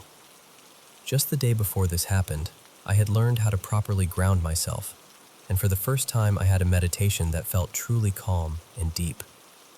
I have never really felt like my house was haunted or anything like that. I have never seen shadows or had some obvious experience that made me think something was trying to scare me. But I will say this, I have always felt strangely uneasy in the bathroom, especially when taking a bath. I usually brushed it off as regular anxiety. The dream itself was actually simple, which somehow made it even creepier. I was on the balcony, playing hide and seek with my cats, and there were a few unfamiliar men there too, people I had never seen before. Then I looked toward the balcony door and suddenly something rushed in. It looked almost human, but not fully. It came straight through me. The second it passed through me, I felt this horrible twisting sensation in my stomach, and a wave of fear hit me so hard that I jolted awake with my heart pounding. I got up right away and went to check on my cats. One of them was staring directly at the balcony door from the dream. Maybe that was just a coincidence, but in that moment it scared me even more. Like I always do when I am shaken up, I went straight to my mom's room. It was around 1 a.m. I told her I had a nightmare, but I did not tell her what it was really about because I did not want to frighten her too. Around the same time, My younger sister, who is autistic, was unusually agitated. That was strange too. I helped calm her down and got her settled back into bed. After that, I grounded myself again, tried to release the fear, went back to my room later, and somehow managed to sleep peacefully. What really got to me was what happened the next morning. My mom told me that after I left her room, she had a nightmare too. She said she was standing near a doorway, and something rushed into her. She felt frozen and numb in bed afterward. The way she described it sounded disturbingly close to what I had experienced. She said she started playing holy recitations, but at first it did not help. Then she played something stronger, and she felt an immediate sense of release. She told me this had never happened to her before either. That is why I am sharing this. I am honestly scared, and I do not know what to make of it. Part of me wants to know whether experiences like this are normal, or whether dreams can somehow pass from one person to another. This is the first time anything like this has happened to me, and the fact that it came right after I opened myself up spiritually and had such a deep meditation makes me uneasy. Now I keep wondering if I should stop for a while, or if I am stepping into something I do not fully understand. Maybe I need guidance. Maybe I need someone experienced to help me make sense of it. I just know this whole thing left me feeling rattled.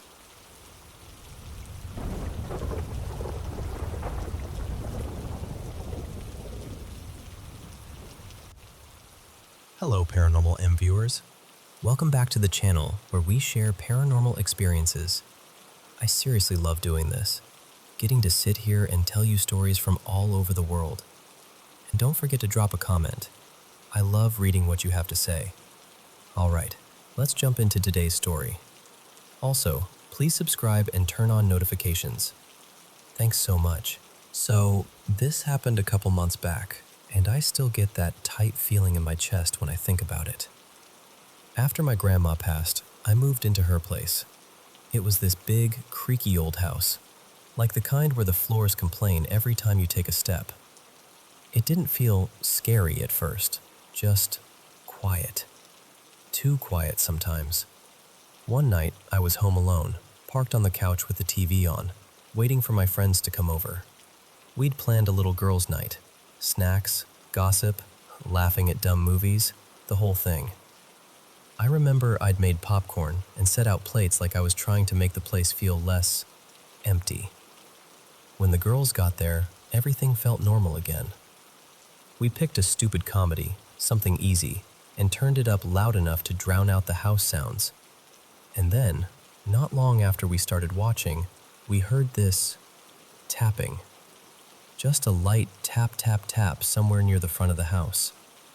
All of us paused like, was that the door?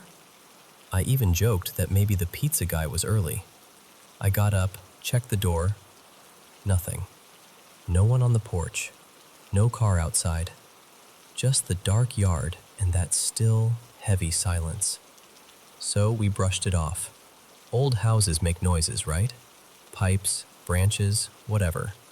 We went back to the movie. A little while later, the food finally arrived.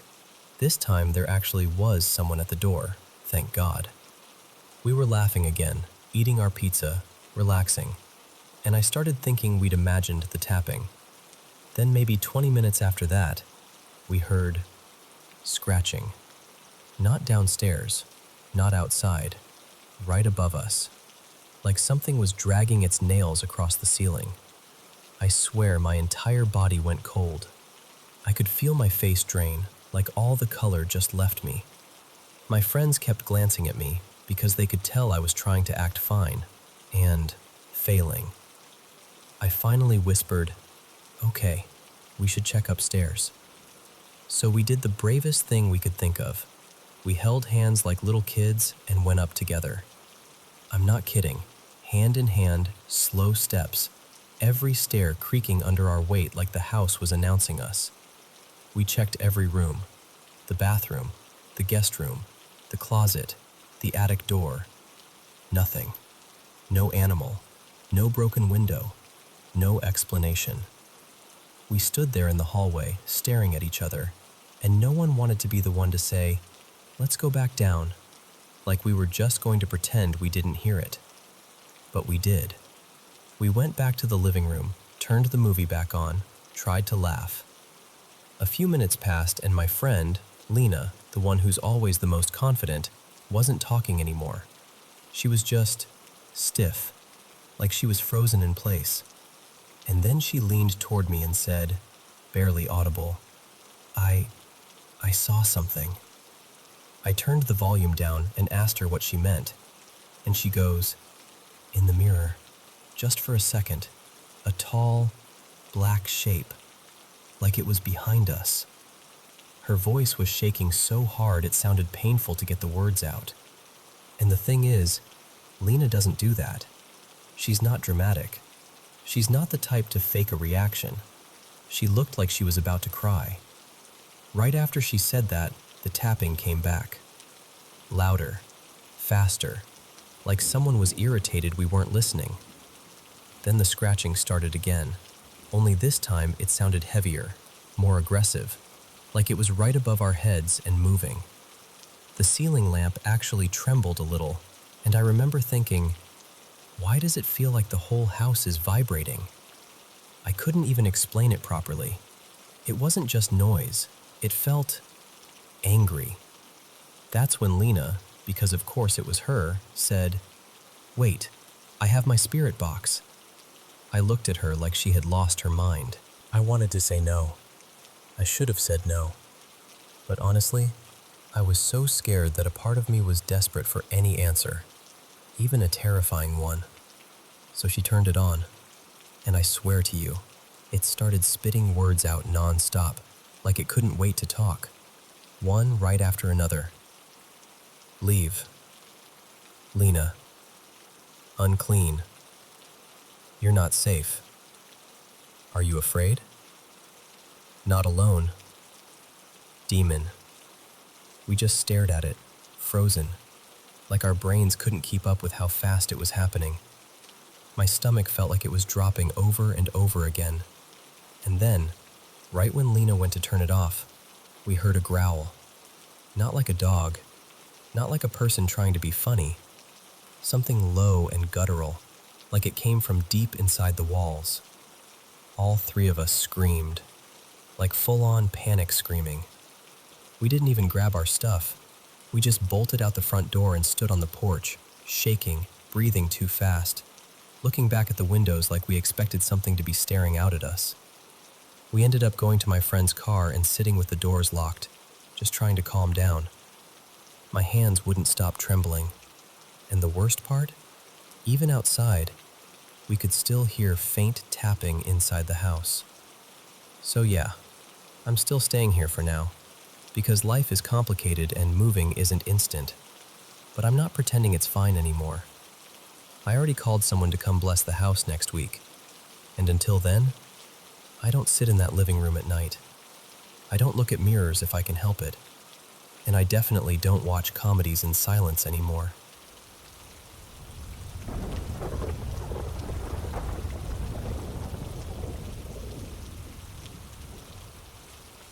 Hey, I'm going to try to tell this in a way that makes sense, but I need you to understand up front.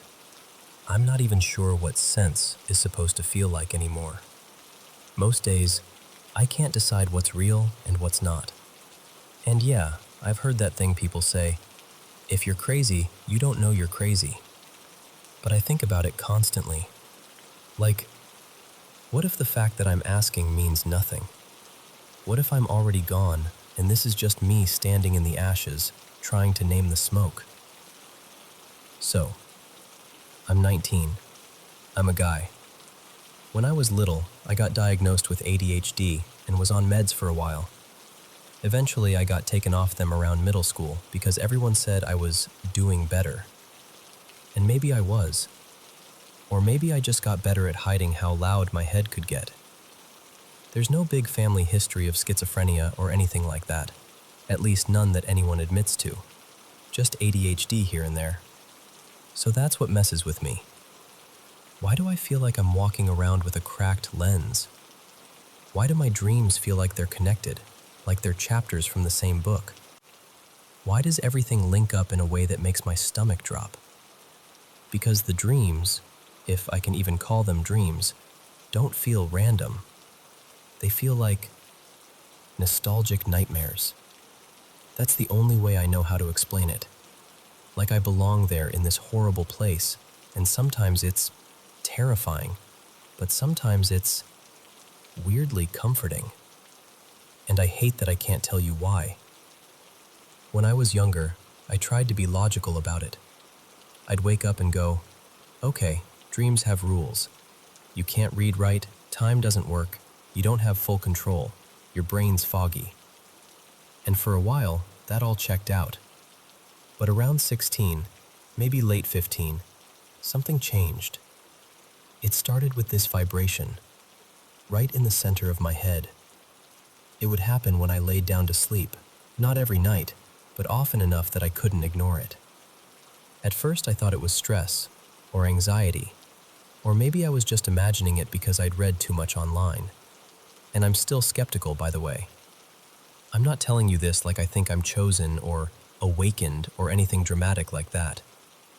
If anything, I'm telling you this because I don't trust myself. But the vibration, over time, I learned I could kind of bring it on. Only when I was lying down. If I focused on it, it would spread, like from my head down my neck and into my chest, then into my arms, and especially into my fingertips. It's like my whole body becomes a tuning fork. And if I lean into it, I fall asleep. Except, it's not sleep the way you're thinking. Because then, I'm there. And there doesn't follow the usual dream rules. I can read. I can hold conversations. I can understand details. I'm me. I have control of myself, my choices, my movement, but I don't have control over anything else. Not the people, not what happens, not where things go. Two things stand out more than anything. One, pain is real there. Not metaphorical, not dream pain where you wake up and laugh it off. I mean physical pain and mental pain that sticks to you like a smell you can't wash out. Two, when you die there, you don't wake up. You go somewhere else. And the worst part? It's always the same places. Like there's a map. Like dying is just a door and the hallway beyond it is familiar. Now, before all of that started, there's something from when I was a kid that I can't shake. When I was about 8, we lived in this old house in Lexington, Kentucky. I'm not going to say the exact address. Feels weird to put that out there. But it was an older place off one of those streets where every house looks like it has secrets in the walls. We didn't know anything about the history when we moved in. My grandpa was really religious. My mom believed in demons and angels and all that. My dad, my real dad, was always the skeptic type. I grew up kind of in the middle, like I was constantly being pulled between everything is spiritual and nothing is real. In that house, I started seeing things. Shadows. The back door in the kitchen would slam at night like somebody was coming in and out, but there'd be nobody there. I heard footsteps and warped voices, sometimes late, sometimes in the middle of the day, like it didn't care what time it was. I remember going to school nearby. Honestly, school was the only place I felt safe. I dread walking back into that house, like the air changed the second you stepped inside. And at first, no one believed me, until it got worse. One night, my parents had this heavy wooden dresser, like solid, packed, impossible to tip unless you really tried. They were in bed when they heard it go over. My dad jumped up first, went out into the hall, and my mom stayed behind because she was scared. He told me later it didn't make sense. It wasn't like it slid, it was like it flipped. After that, things sped up. My cousins were staying over one night and we fell asleep on the floor in my room. I woke up and couldn't move, my first time ever having sleep paralysis. I was panicking, trying to scream, trying to yank my arms up, and nothing worked. It felt like minutes stretched into forever. And when I finally could move again, I looked up at this little shelf we had, where we kept random little decorations and toys, and there was one thing that wasn't right.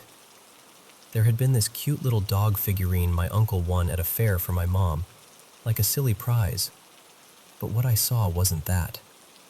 What I saw looked like a baby doll with black eyes, like empty black. Its face looked wrong, like it had been crying forever. It had this dirty, torn little bonnet and a stained bib, like something you'd find in a ditch behind an abandoned daycare. I know how that sounds. I know. But here's the part that still messes me up. Even though I was wide awake, I felt that vibration for the first time. My head and shoulders buzzing like electricity.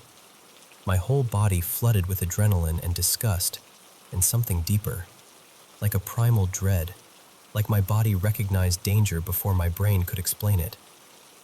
I tried to wake my cousin, tapping him over and over while I stared at that thing. When he finally woke up, he didn't get it, like his mind refused to focus on what I was pointing at. I kept whispering, "Look up, look up, look up." And then I couldn't take it anymore. I bolted. He came out right after me screaming, full-on screaming. And I've asked him about it since, and he swears he doesn't remember what happened. He doesn't remember why he screamed. He says it's blank. But that scream woke everyone up. My aunt and uncle, my parents. And I tried to explain, stumbling over my words, describing this doll that looked like something you should never see in real life. The closest comparison I have now is that creepy baby scene from an old movie I saw later as a teenager, like the same kind of wrongness. Not long after, we moved, but we didn't move far. We ended up across the street, same neighborhood, same routine. And in that next house, it wasn't the building that got to me, it was a person. One Sunday, a new kid showed up, a girl about my age, and something about her made my blood run cold. She was dressed like she was from another time. Black shoes, white stockings, a plain pale dress, brown hair. But her skin looked wrong, too smooth, too glossy, like porcelain, like a doll someone tried really hard to make real. The second she walked in, I wanted to leave, and that vibration hit again. Only this time it came with something else. This sick, crawling feeling, like my brain was screaming, "This doesn't match, this doesn't match, this doesn't match." Uncanny. That's the word I know now. Back then I didn't have a word for it. I just knew I was scared, and I felt trapped in that little room with her. And the weirdest part was nobody else reacted. Nobody. The other kids kept coloring. The teacher smiled like everything was normal. Like I was the only one who could see whatever was off. I told the teacher I had to use the bathroom. I lied. The second I got out of that room, I ran. Up the stairs, into the main service, straight to my grandpa. He asked why I wasn't in class, and I blurted it out. How something was wrong with the new girl, how she didn't feel human, how I felt sick. He laughed at first, called me silly, hugged me, took my hand, and he walked me back down the stairs. But when we got to the doorway and he saw her, his face changed. I've never forgotten it. He didn't laugh anymore. He didn't tease me. His eyes got heavy, like he'd seen something he didn't want to remember. He turned around, grabbed my hand again, and led me back upstairs, fast, like he didn't want to give the room another second of us. And when he looked at me, he had this wrecked look on his face, like he was trying not to cry. My grandpa is a tough man. I've only seen him cry a couple times in my entire life. But in that moment, he looked like he was holding back something huge. He kept me with him for the rest of the service. Then we left early. He still goes to that same church now, but after that day, he didn't go back for a few weeks. Years later, when I asked him what happened, the first time he acted like I made it up. The second time he just said, "Some things are better left alone." And that was it. That was the last time I felt the vibration until I got older, until that whole sleeping and not sleeping thing started. So now here I am, 19, trying to be rational. I'm not super religious. I believe in God, I guess, but I'm skeptical about almost everything. And the vibrations? Maybe they're nothing. Maybe it's anxiety.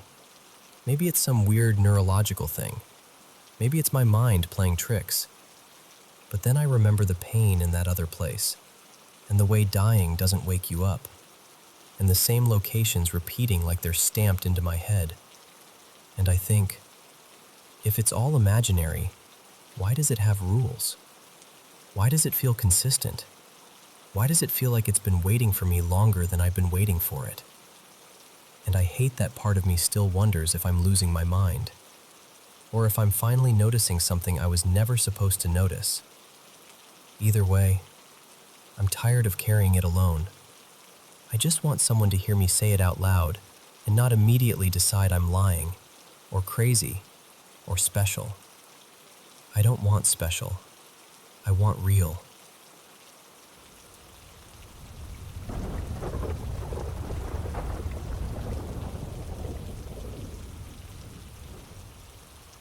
So, from about 4th grade through 7th, I lived in this 3-bedroom apartment with my mom and my 2 sisters. My mom worked constantly, like 6 days a week most weeks, sometimes even pulling an extra shift on Sundays if things got busy. She'd get home around dinner time, in that way where you can tell she's been holding herself together all day, which meant a lot of the time, it was just us kids. And honestly, most of the time, it was just me. I was the youngest, and I was already jumpy by nature. Back then, nobody called it anxiety, but that's what it felt like, this constant tightness in my chest, like I was always waiting for something to go wrong. And it didn't help that I watched way too many scary movies. Like, way too many. So I always wondered if I did it to myself, you know? If my brain just learned how to terrify me and never stopped. But that apartment, it didn't feel normal. Not ever. It started small. Cabinets in the kitchen would click open and shut when nobody was there. A drawer would slide out just a little, like someone tugged it and changed their mind. I'd hear whispery little sounds. Sometimes it felt like my name. Sometimes it felt like just a random, hey, like someone testing the air. I used to play computer games in the living room, mostly Sims, and I'd keep the kitchen light on because the dark was my enemy. And then, out of nowhere, the kitchen light would just turn off. No flicker, no slow dim, just gone. And suddenly the only light was the blue-white glow from the monitor, making the living room feel like a cave. One night I was at the computer, and I heard something that still makes my skin crawl when I think about it. It sounded like someone in the kitchen on their hands and knees. Not footsteps, crawling, like palms and knees on the floor, dragging forward. And every time something like that happened, I had 2 modes. I'd either run to my room and shut myself in, or I'd freeze and pretend I didn't hear anything. Like if I ignored it hard enough, it would get bored. Sometimes I felt safer in my mom's room because it was closer to the living room, and she at least felt like a shield, even when she was asleep.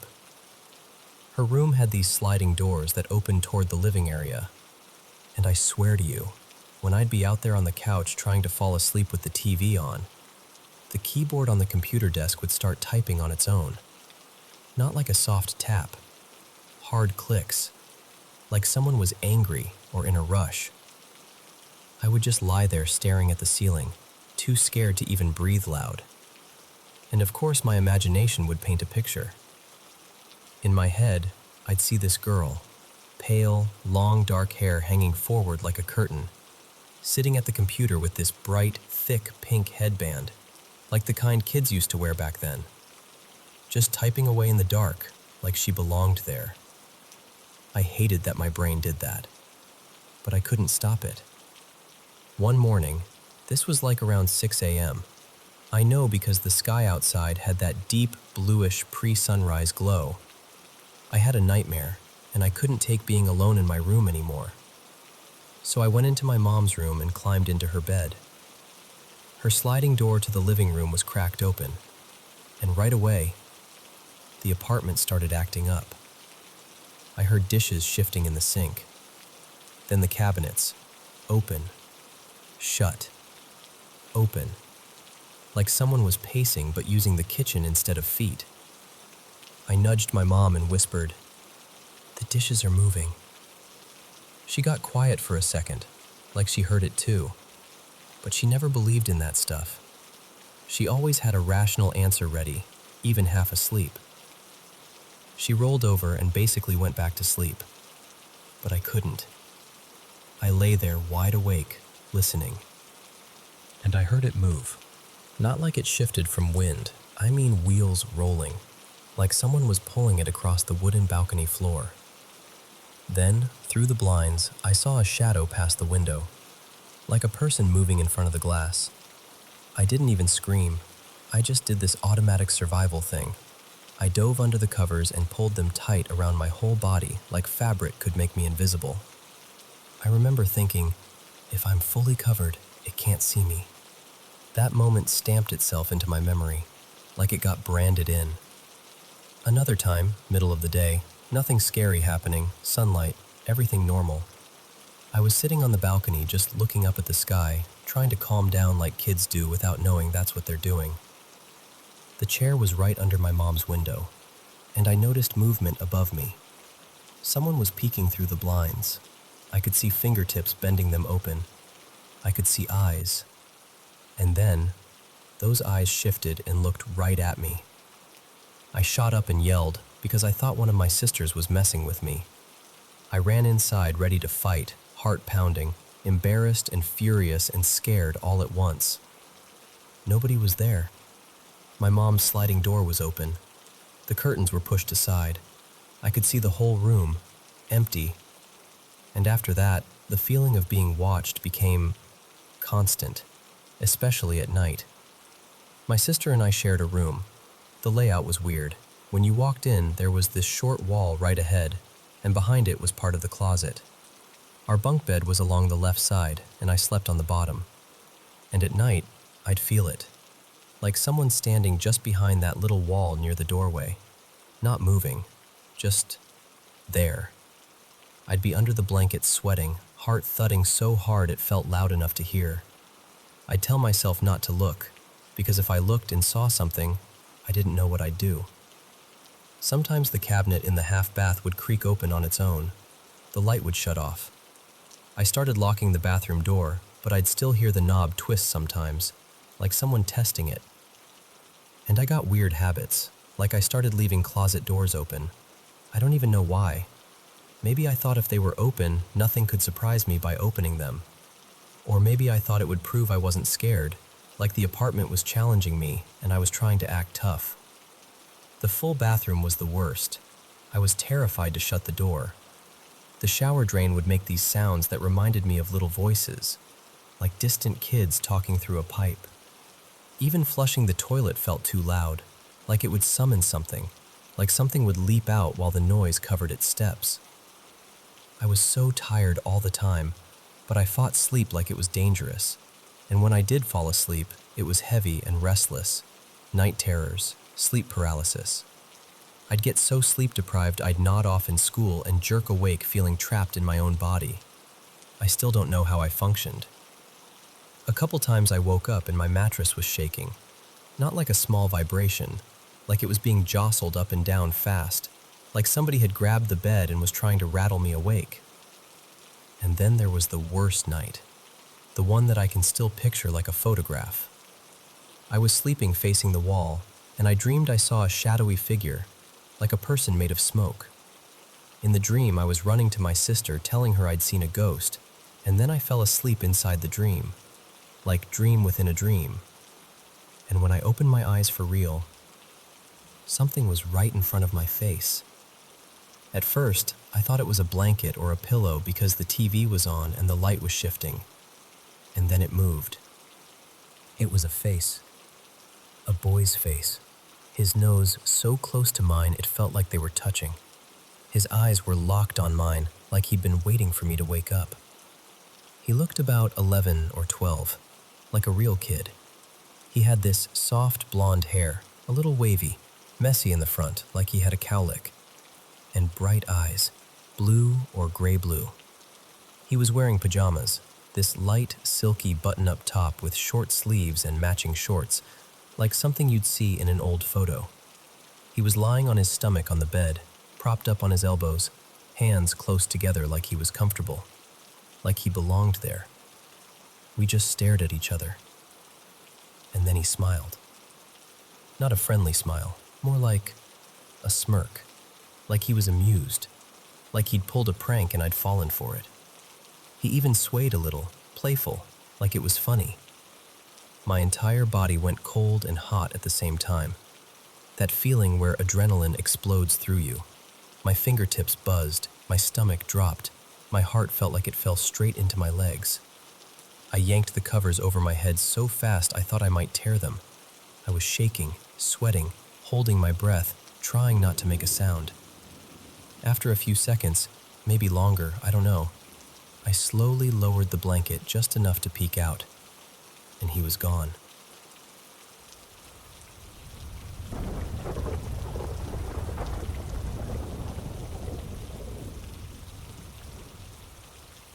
So this was about, nearly 20 years ago now. I was living in this one-bedroom apartment for maybe a year and a half, and honestly, I loved the neighborhood.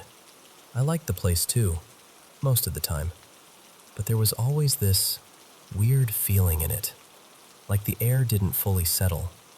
It was a pretty normal apartment, decent-sized for a one-bedroom, in a building that felt fairly new. Nothing spooky on the outside, just regular walls, regular doors, regular carpet. But the bedroom layout is burned into my brain. When you walked into the bedroom, along the left wall I had my dresser and this big closet. Across from that, kind of tucked into the far left corner, was my little desk. At first, my bed was more centered in the room, but later on, I pushed it into the right corner, thinking it would free up space and make things feel cozier. It did not make things cozier. The thing is, I barely even used that bedroom. I hated sleeping in there. Too much streetlight sneaking through the blinds, too much noise. But I had this unbelievably comfortable couch in the living room, like sleeping on a warm cloud, and I'd just pass out there without even trying. So that became my real bed. Same thing with work. I'd tell myself I was going to be responsible, sit at my desk, get things done, and then I'd end up curled on the couch with my laptop. I was in that bedroom maybe 5% of the time, if that. At first, when I moved in, I don't remember feeling anything particularly creepy, especially when the bed was still in the middle of the room. But over time, I started noticing that one corner, the desk corner, felt off. And it wasn't dramatic, like a horror movie. It was more like your body quietly saying, "Don't hang out here." Just this heavy, unpleasant vibe that would creep up on me during the day. Then I moved the bed into the right corner, and suddenly the whole room felt worse. Like I'd rearranged the furniture and accidentally rearranged the atmosphere too. A few times, I forced myself to sleep in the bed anyway, trying to be normal, you know? Trying not to let my imagination run my life. But every time I did, I'd lie there feeling tense and unsettled, like my nervous system was bracing for something it couldn't explain. And I'll be the first to admit, I can spook myself. I can watch one weird video, read one creepy thread, and suddenly every shadow looks suspicious. So I kept telling myself it was just that. But then, there were the shadow people. Not every night, not constantly. But on more than one occasion, I'd wake up and see these dark, human-shaped shadows, up near the corners, sometimes where the wall met the ceiling. Just there, watching. Or at least, existing in a way that made my skin go cold. I don't even like saying it out loud because it sounds so dramatic, but it's what it felt like. And that was basically the moment I permanently noped out of sleeping in the bedroom. Couch life forever. No regrets. Now, I was dating someone at the time. His name was Evan, and once in a while he'd stay over. And I still slept on the couch like always. I I never told him any of this. Not the bad vibes, not the corners, not the shadow stuff. Partly because I didn't want to sound unhinged, and partly because I didn't want to plant the idea in his head. But here's the part that still sticks with me. And I remember just staring at him. Because I hadn't said a word. Not even hinted. We talked about it a little, and of course the logical explanation is sleep paralysis. Weird sleep cycles, stress, your brain filling in gaps. Totally possible. Probably likely. But it was still strange to me that he experienced something so similar without any suggestion from me. Another thing that felt bizarre was how the bad corner shifted depending on the time of day. During the day, that desk corner felt heavy and wrong. But nighttime didn't bother me as much there. And then at night, it was like the opposite corner became the one that made my stomach twist. Like the room had different moods depending on the light. Even now, I'm not saying, yes, the apartment was haunted, because I genuinely don't know. But it became this shared experience that made me wonder about corners in general. Why corners feel creepy sometimes. Why so many people report seeing shadow figures in them. I read somewhere once, no idea where, I wish I could remember, that some cultures preferred rounded corners in rooms because sharp corners were thought to be places where energy collects, or where things can sort of gather. Entities, spirits, whatever you want to call it. And I don't know how literal I take that, but I do think it's interesting. Because shadow people? That's a surprisingly common thing people talk about. But what I've always been more curious about is the feeling. Those weird, bad vibes that seem to pool in a corner like cold air. And honestly, even now, when I walk into a room and one corner just feels wrong for no clear reason, I still think about that apartment. And I still, without meaning to, give that corner a little extra space.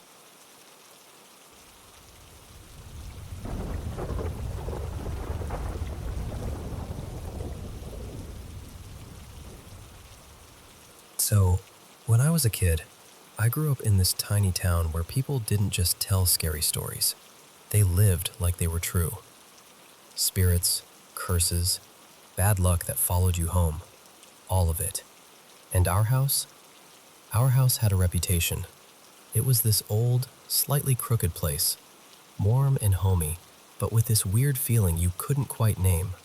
My parents would never say it outright, but they'd trade these looks sometimes, like, yeah, something's not right here. At first, it was small stuff. Annoying, harmless. I'd set a toy down and, gone. Then I'd find it later in a spot that made no sense, like inside the linen closet, or tucked behind the couch cushions, like someone had hidden it on purpose. My mom would leave her phone on the counter, turn around, and later it would be inside a cabinet with the plates. My dad once swore he put his work gloves right by the back door, and the next morning they were out in the yard, damp, like they'd been dragged through the grass.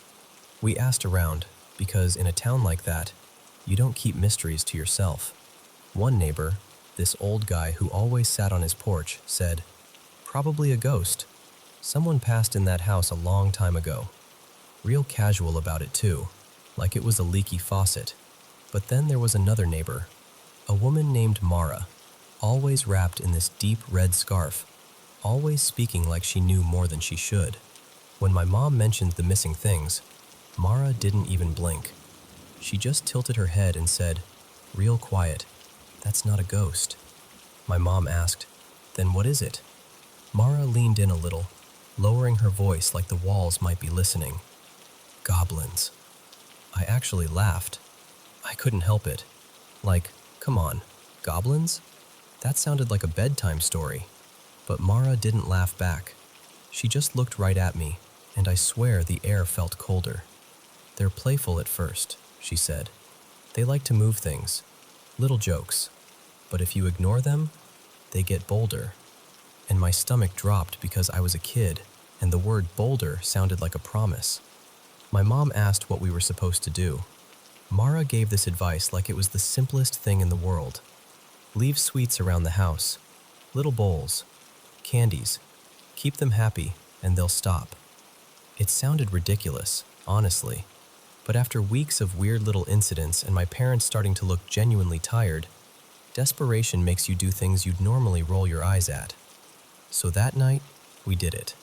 We put out candy in small dishes, by the front entryway, near the windows, on a shelf in the hallway.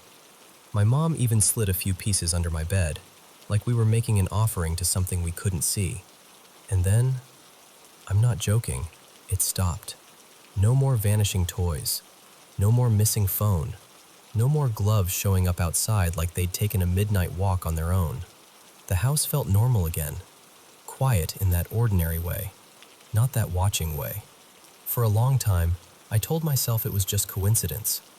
Kids want explanations, and adults want things to make sense.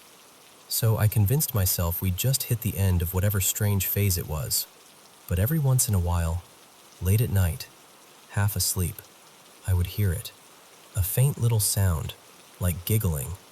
Not loud, not close, just there. Like something amused was tucked into the dark corner of the room, enjoying itself. Maybe it was my imagination. Maybe it was the house settling. Maybe it was nothing. Or maybe Mara was right. And what if they don't like being reminded?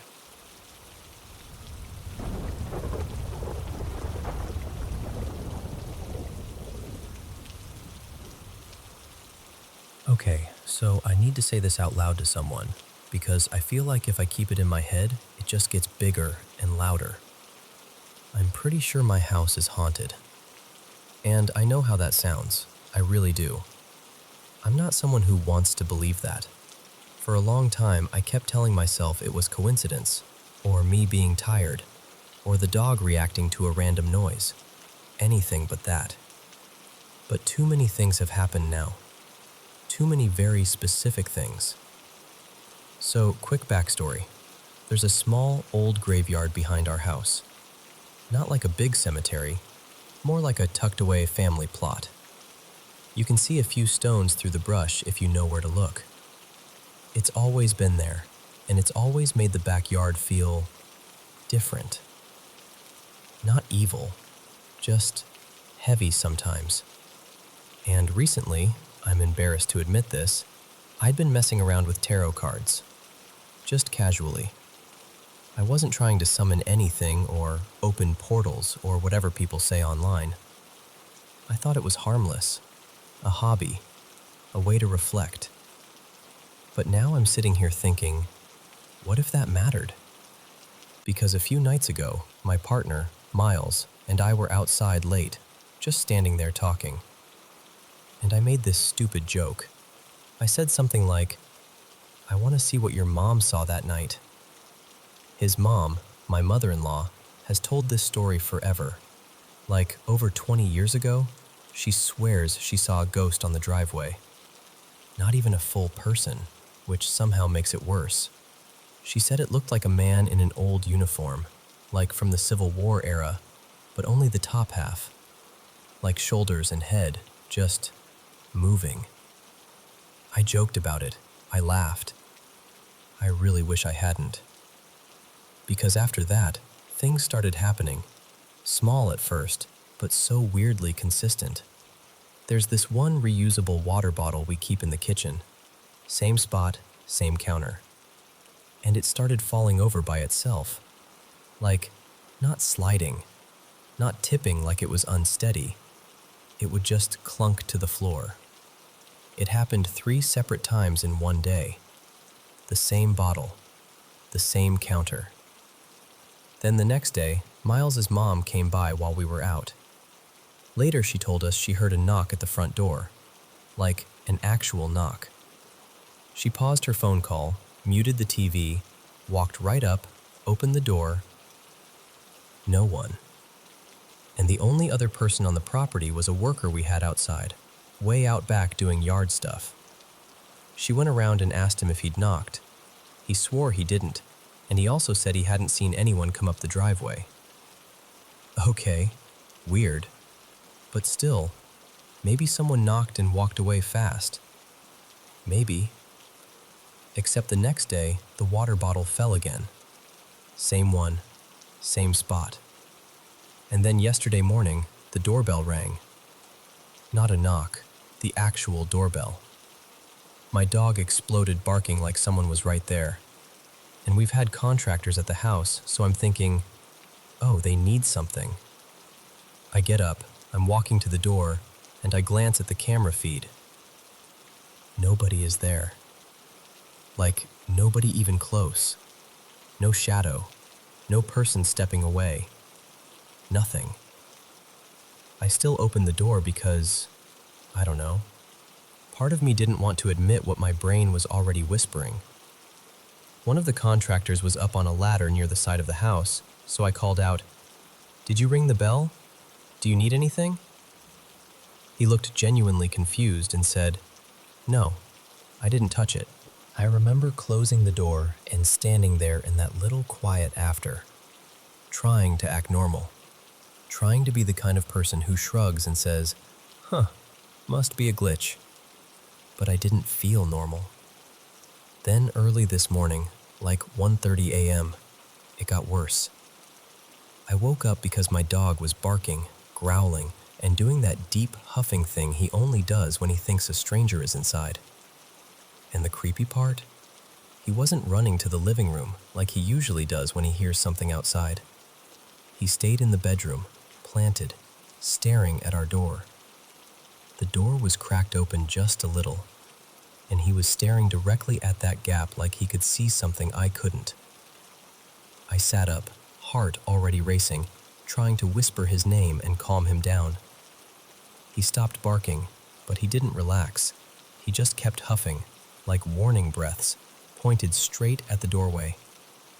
And then my laundry bin, right beside the door, shifted and toppled. Not like I bumped it, not like the dog hit it. It just fell, and the bag of clothes inside spilled out. I froze. I told myself, okay, maybe it was overstuffed, maybe it was leaning, maybe... And then it happened again. The clothes slid out like something had tugged the bag. And then again, 3 times, like it wanted me to notice, like it was saying, hey, pay attention. At that point, my whole body just went cold. I did the most childish thing. I laid back down and pulled the blanket over my head, like that would protect me from whatever was standing on the other side of the door. And then, a second later, I heard the door creak. Just a tiny sound, like it moved a fraction of an inch. I yanked the blanket down, expecting to see my dog leaving the room or pushing it open.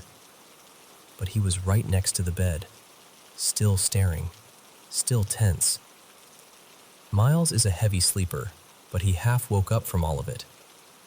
And this is the part that almost makes me cry, because it was so instinctive.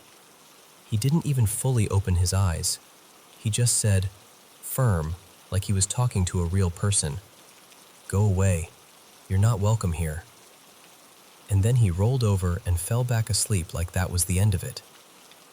I was still sitting there, wide awake, shaking, because I realized, whatever this was, it wasn't just a noise. It wasn't just my imagination.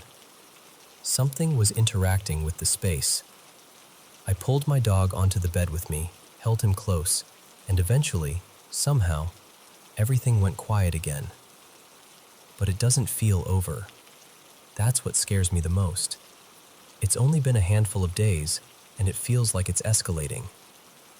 And the thing is, this isn't even the first time we've had weird stuff happen here. I've heard footsteps when no one was walking.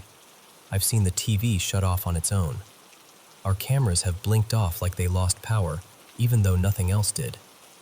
Once, I swear I heard what sounded like a little gathering outside, like instrumental music and muffled voices, like a party just beyond the fence. And then it stopped the second I went to check. We've left the house and come back to the dryer still running, twice, like it restarted itself. I used to file those away as creepy stories, things you tell friends and laugh about afterward. But now I'm not laughing. Now I'm sitting here thinking about that graveyard in the back, and the tarot cards I haven't touched since, and the stupid joke I made under the night sky. Like I tossed a pebble into a dark well, and only now I'm hearing something climb its way up. And I don't know what the next step is.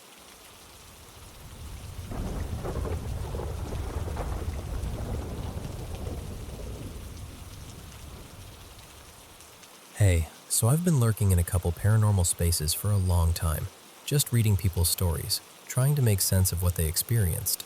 And I kept telling myself, one day I'll share mine. This is that day. This happened about 6 years ago. I was living in this townhouse with a bunch of roommates, all guys, all of us working, doing the usual routine. Nothing about the place felt creepy. It was just a normal, slightly cramped house where the kitchen was always busy and everyone's stuff had a spot. One afternoon, I'm at work, mid-shift, and my phone rings. It's one of my roommates. Let's call him Samir. He sounds weirdly serious, like he's trying not to sound dramatic. He goes, "Hey, did you leave a phone in your kitchen cupboard?" And I'm like, "No, I've got one phone. It's literally in my hand." There's this, and then he says, "I'm only asking because I keep hearing a woman laughing, like from inside your cupboard." I laughed it off at first, like, yeah, okay, sure, maybe he's messing with me. I tell him it's definitely not me, and I go back to work. But when I get home later, he asks me again, same exact question, same exact tone. And now I'm not laughing anymore because he looks unsettled, like he's been waiting for me to come back so he doesn't have to be alone with it. So I'm thinking, all right, let's solve this. Maybe someone's playing a prank. Maybe there's a toy in there. Maybe a video got left running on somebody's device. Something. I'm in the kitchen making dinner, chopping onions, heating up a pan, just trying to act normal. And then it happens. This clear, bright female laugh. Not a creak, not a pipe groan, not something vague you can interpret.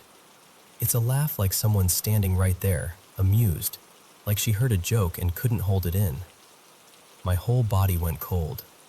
I walked straight to the cupboard that was basically my cupboard, where I kept snacks and random groceries, and I swing it open so fast I nearly knock the door off the hinge. Nothing. Just food, boxes, rice, a couple cans, normal stuff. I pull everything out.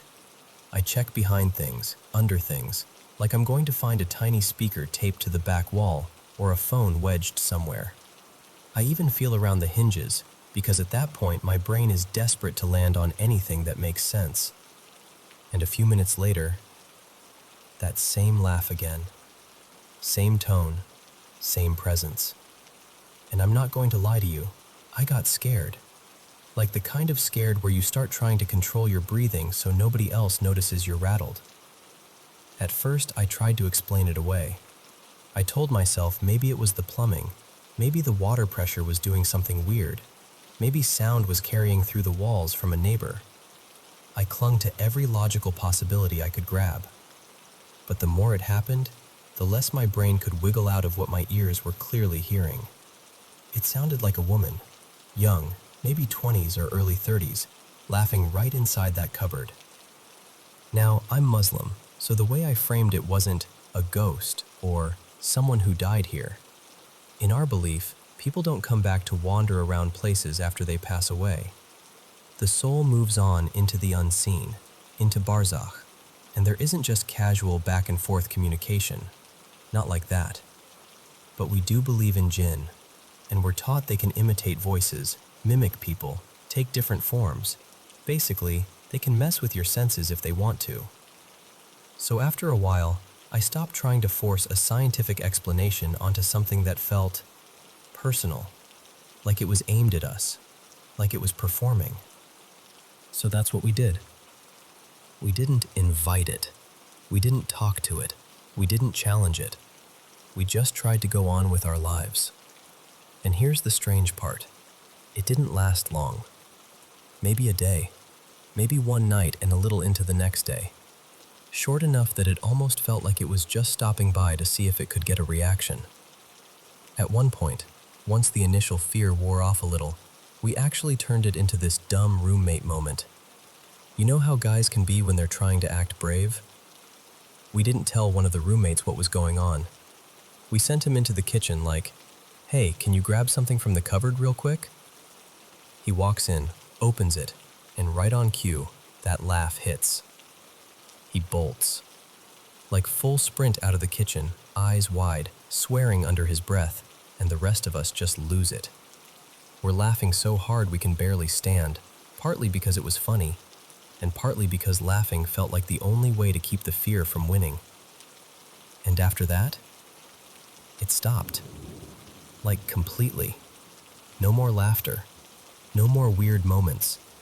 The house went back to being just a house. Except, there was one other thing. Months later, I had a sleep paralysis episode, my first real one. I woke up and I was fully aware, fully conscious, but my body wouldn't move. Not my arms, not my legs, nothing. Even my breathing felt heavy, like it didn't belong to me. And the whole time, all I could think was, recite Ayat al-Kursi, just recite it. That's something we're taught early on, something protective, something that anchors you when you feel exposed to anything unseen. But I couldn't. My mind was screaming the words, but my tongue wouldn't cooperate. It was like my mouth wasn't mine. I fought so hard to get even the first sound out, and it felt like trying to lift a mountain with one finger. It only lasted a few seconds, but in the moment it felt longer, because you measure time differently when you're trapped in your own body. And then, my tongue finally moved. Just enough. The moment I was able to form the words, the paralysis snapped like a rubber band. I could move again. I sat up, heart racing, just staring into the dark, trying to convince myself I was safe. I can't prove that sleep paralysis was connected to the cupboard thing. I'm not even claiming it is. But I'll tell you this. After you've heard a woman laugh from inside a cupboard that contains nothing but groceries, you don't forget that feeling. And you don't dismiss the unseen quite as easily ever again.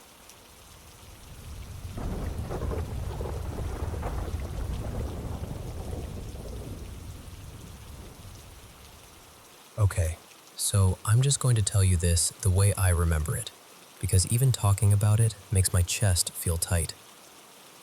I'm sitting here typing, but in my head, I'm right back there, and I hate that I can still feel it.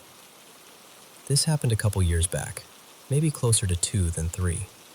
I've lived my whole life in southern West Virginia, where the mountains and woods aren't a backdrop, they're just everything. And at night, it's a kind of dark that isn't peaceful. It's thick, like the world can swallow you if you step too far off the path. That night, I had a buddy over. His name was Matt. We were doing what we always did, watching fights, half paying attention, messing around on the console, talking about nothing important. Eventually, we got restless, and we decided to walk down this nearby trail to smoke. Nothing crazy, just a little trail we'd been on before. It's not long, but it's hemmed in by woods so dense you can barely see more than a few feet past the edges, especially at night. It was late, like past 1 in the morning late. We walked maybe 25 minutes in and stopped around the midpoint. We stepped off to the side just enough to feel hidden, packed the joint, and stood there on the trail talking in low voices like we were the only 2 people left on Earth. And the woods were busy. You know how the forest usually has little sounds, bugs, a branch settling, a distant rustle? This was different. It felt like everything was moving at once. Too much movement for that hour. Too many little snaps and scrapes and scurries. It wasn't loud exactly, just active. Like the trees were full of eyes and bodies that shouldn't have been awake. Matt even made a comment, something like, "Why is it so alive tonight?" And I remember laughing it off, but it didn't feel funny. We finished up and started walking again, heading back the way we came. And that's when it happened. Almost immediately, like someone flipped a switch, the woods went silent. Not quieter, not calmer, dead silent. No insects, no leaves, no distant movement. It was like the whole forest held its breath at the exact same time. And right inside that silence, there was a voice. It's hard to explain without sounding ridiculous, but I swear to you, this is exactly what it felt like. It sounded humanoid, but wrong, like an imitation, like something trying on a human voice and not getting the shape right. It had this shaky, uncertain tone, almost sing-songy, but not in a normal way. The closest thing I can compare it to is an old toy, like one of those cheap talking dolls from years ago, where the speaker crackles and the words come out warped and robotic. Not quite a whisper, not quite speaking, just repeating itself over and over. Both of us froze for half a second, and then we didn't even talk about it. We just ran. We sprinted back down the trail as hard as we could. I was expecting the sound to fall behind us, or at least change, get fainter, get louder, shift around. But it didn't. That's the part that still makes my skin crawl. No matter how hard we ran, that voice stayed the same volume, like it was keeping pace without moving, not getting closer, not getting farther, just locked onto us, like it was attached, like it was coming from the air right behind our ears. I remember thinking, in this really clear, cold way, we are in danger. Not, we're spooked, not, this is creepy. Like genuine, real danger. The kind you only feel a few times in your life, if you're unlucky. And we started moving fast away from the entrance, like, don't stop, just go. Maybe 5 minutes after we cleared the trail, we heard it. A scream. Not an animal, not even close. I know what the wildlife sounds like around here. I've heard bobcats, foxes, all of it. This wasn't that. This was human-shaped, but stripped of anything human. It sounded violent. It sounded murderous, like pure rage with lungs behind it. It came from directly behind us, back toward the trees, and it was so loud and so nasty that it felt like it hit my spine. Birds exploded out of the woods like something had kicked a hornet's nest in the sky. My stomach dropped so hard I thought I might actually throw up. And in that moment, standing there in the dark with my heart trying to rip out of my chest, all I could think was, whatever made that sound wanted us to know it was there.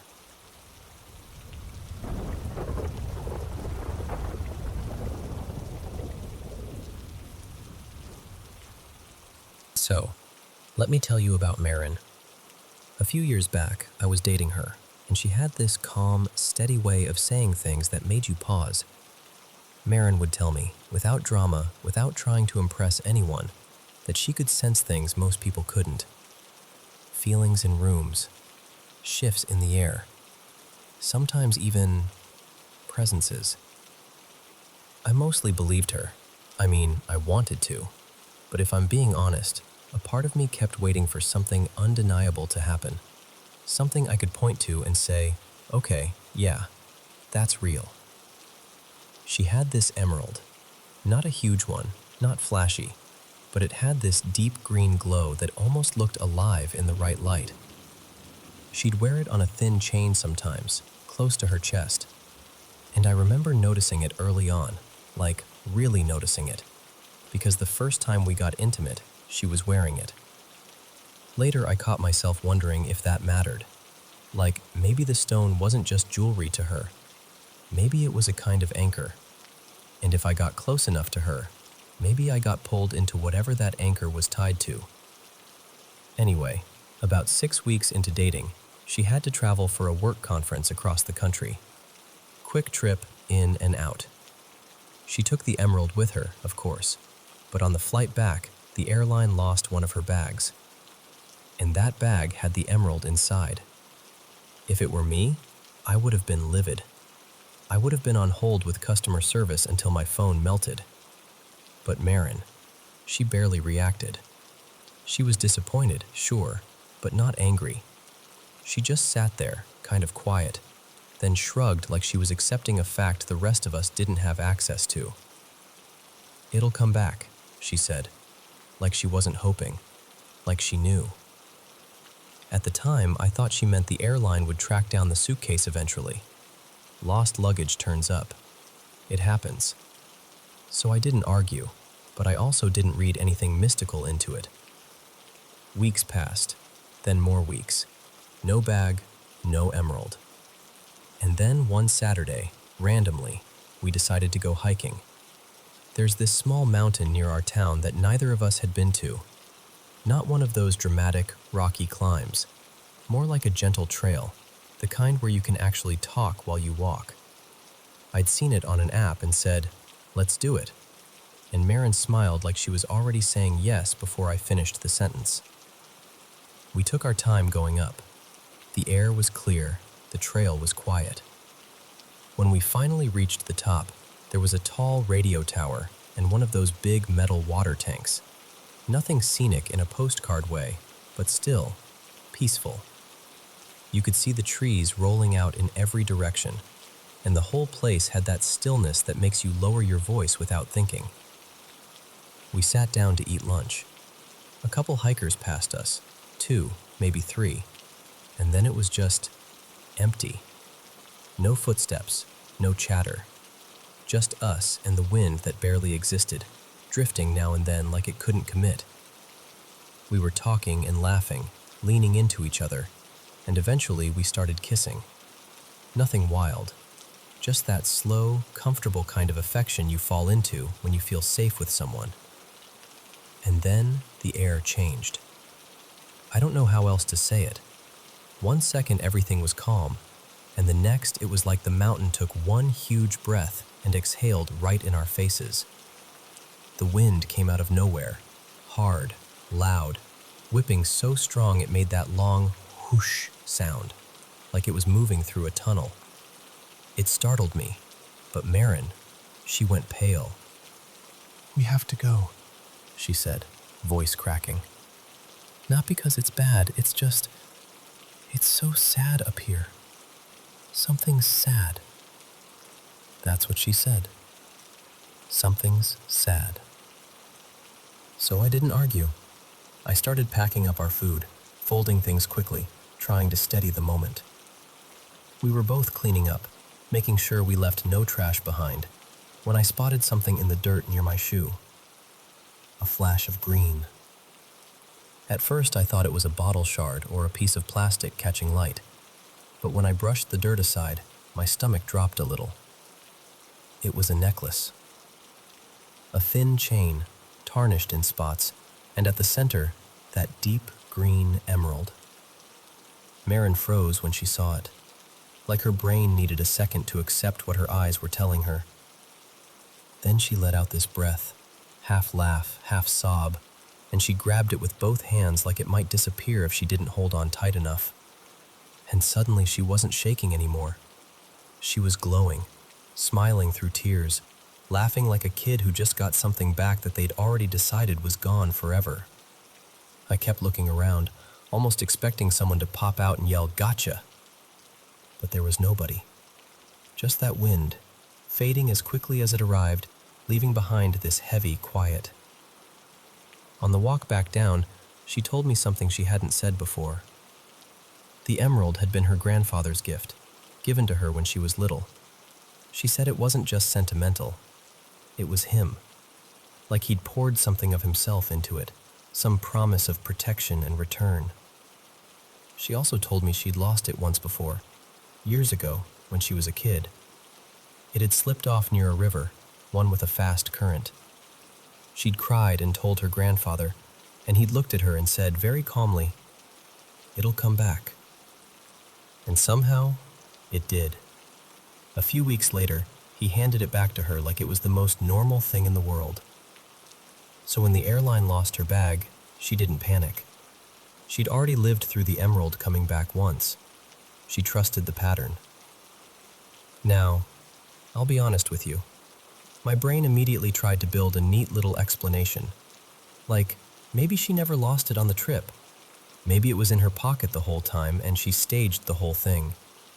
Maybe she dropped it when I wasn't looking. Maybe one of those hikers lost it and the timing was just weird. I tried to convince myself of all kinds of logical versions. But here's the problem. It wasn't just that one moment. There were other things with Marin. Little unexplainable turns, strange coincidences, moments where she'd say something before it happened. Enough that, even now, I can't fully laugh it off. And I don't know. Maybe the truth is somewhere in the middle, part mystery, part human storytelling. Or maybe that emerald really does have a way of returning, like it's tied to her life in a way that doesn't care what I believe. All I know is this. That day on that mountain, the wind came like a message. And when it passed, the emerald was there, waiting in the dirt like it had always belonged exactly where we were sitting.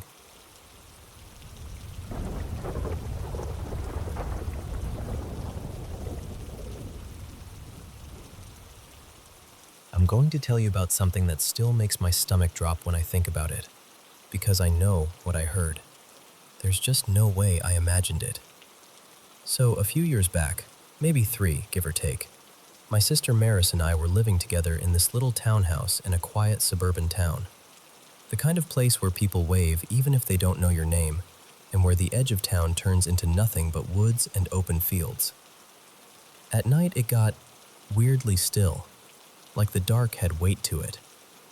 Anyway, it was a Friday, late afternoon, and Maris and I had been fighting over something so small it's almost embarrassing to admit. One of those petty arguments that somehow grows teeth because you've been around each other too much. We worked at the same place back then too, so there was no cool off and take space. It was just all day, every day, the same person, the same tension. We were sniping over text all afternoon. Then it turned into calls, and by the time the workday ended, I was shaking with anger, like I could feel it buzzing under my skin. Maris left the office first. I stayed a little longer, trying to breathe through it, trying to not explode. Part of me wanted to just go to my mom's house instead. She lived close. But I told myself I needed to be alone. I needed quiet. So I drove back to the townhouse, gripping the steering wheel too hard, dreading the moment I'd walk in and it would start all over again.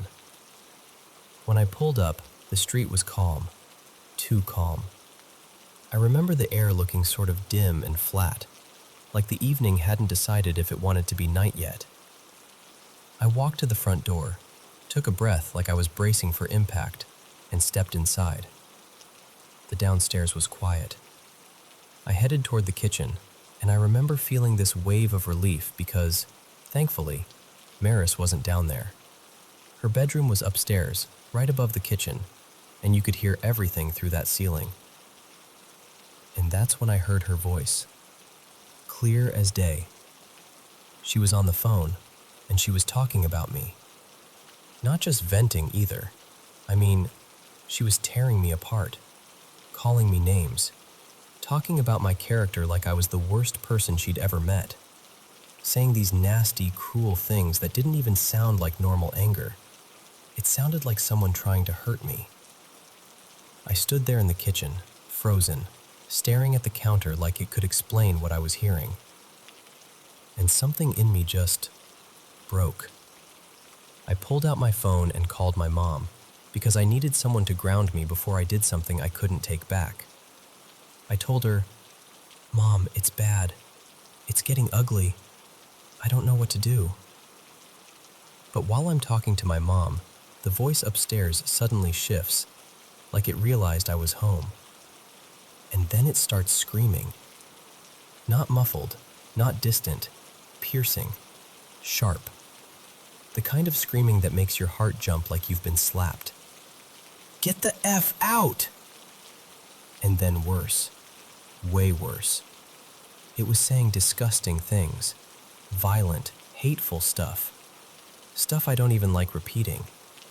But the point is, it sounded exactly like Maris. Same tone, same rhythm, the same way she dragged certain words. Her voice has this distinct bite when she's furious, and that bite was cutting through the ceiling like it wasn't even there. I snapped right back. I started yelling up at the ceiling, screaming until my throat hurt, and my mom is on the phone hearing all of it, hearing me go absolutely feral with rage. Then my mom suddenly goes quiet. Not like she got distracted, like she got serious. And in this low, careful voice, she says, "Honey, stop." So I stop. I'm breathing hard, shaking, still staring upward like I'm about to see someone come through the ceiling. And my mom says, slowly, like she's choosing every word, "Maris is right next to me. She's here, at my house, right now." I didn't understand at first. My brain couldn't make the shape of it. And then my mom says, "Who are you yelling at?" I swear to you, everything in me went cold. Because I had been hearing her. I had been fighting with her. I had been responding to her voice with my own voice. And I wasn't guessing, I knew it was her. But she wasn't there. And that's the moment the fear hit, the real fear. The kind that doesn't come with adrenaline, just this sick, sinking certainty that something is wrong in a way you can't fix by turning on a light. Later, when I tried to make sense of it, I kept landing on the same thought. Whatever was upstairs didn't want a conversation. It wanted a reaction. It wanted anger. It wanted chaos. It wanted me loud and hurt and losing control. And ever since then, I've never forgotten what that felt like. Standing in my own kitchen, listening to a voice I trusted, knowing in my bones it was real, and realizing it couldn't have been. So, I don't know what you believe. I'm not here to convince you of anything. I'm just telling you what happened. And I'm telling you this. If something ever tries to pull you into rage that fast, if it feels like it's feeding on the worst parts of you, step back, breathe, reach for something steady. Because sometimes the scariest thing isn't what you see. It's what knows exactly how to sound like someone you love.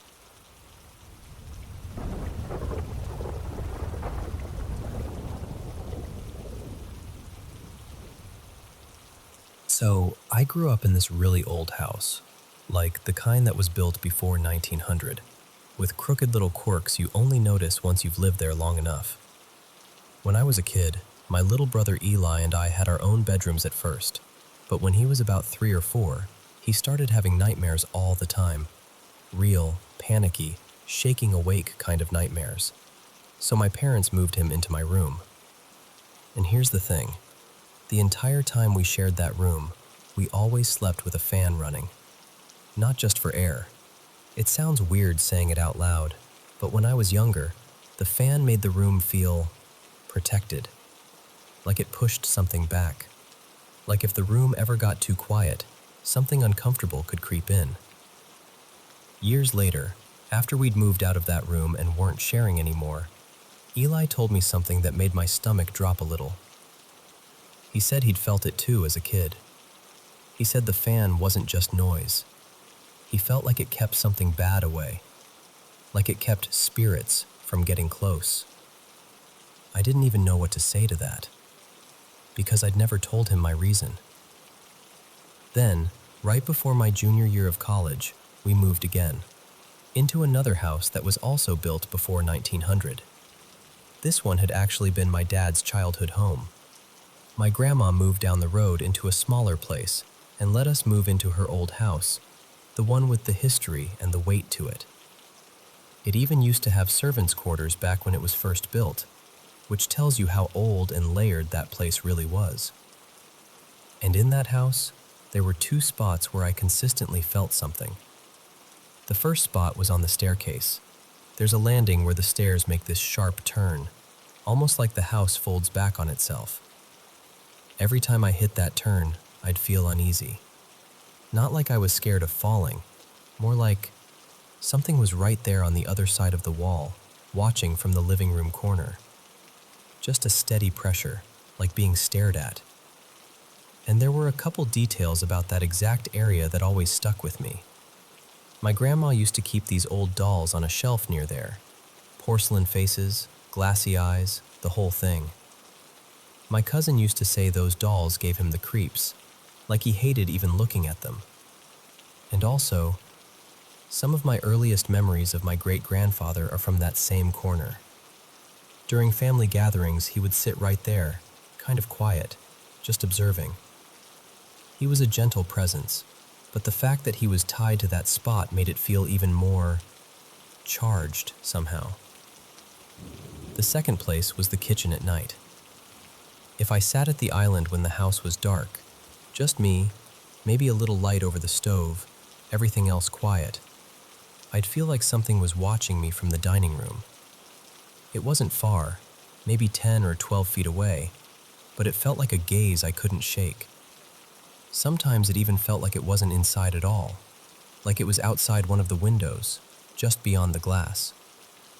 Not always, but enough times that I started timing how long I'd sit there before I'd get up and turn on another light, just to break the feeling. And the only thing I could ever connect it to was my great-grandfather again. In his last several years, he was in his 90s by then and needed help walking. He would sit for hours in what is now the dining room, almost the whole day. Same area, same stillness, same sense of someone being there even when they're not. My cousin, the same one who hated the dolls, told me later that he and my grandma both had experiences in that house too. My grandma's experience was different, but somehow worse in its own way. She told him she saw glowing eyes at the bottom of the stairs that led down to the basement. Not like a reflection, not like an animal. She described them as red, just there, staring up at her from the dark. After that, my cousin said she had the house blessed. And apparently, there were older relatives of ours who were priests. People who, according to family stories, had dealt with supernatural situations before. I don't know how much of that is tradition, how much is truth, but it's something I grew up hearing in bits and pieces. And that brings me to why this has been on my mind again. Because 2 nights ago, something happened that I can't just shrug off. I'm living alone right now in a military building built around the mid-1940s.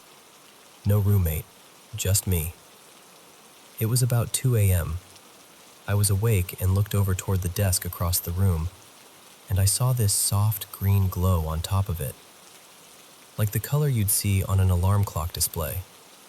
Not bright like a flashlight, but unmistakable, a source of light. And the thing is, there wasn't anything on the desk where the light was. No device, no charger, nothing with an indicator. I stared at it long enough to be sure I wasn't half dreaming, then looked away and back, and it was still there. This steady green glow sitting in empty space like it belonged. Then, about 30 minutes later, I heard a sound from the other bed, like someone rolling over under blankets. The soft shift, the fabric drag, that very human turning in sleep noise. But the other bed didn't have bedding on it. It only had my uniform laid out, and it didn't move.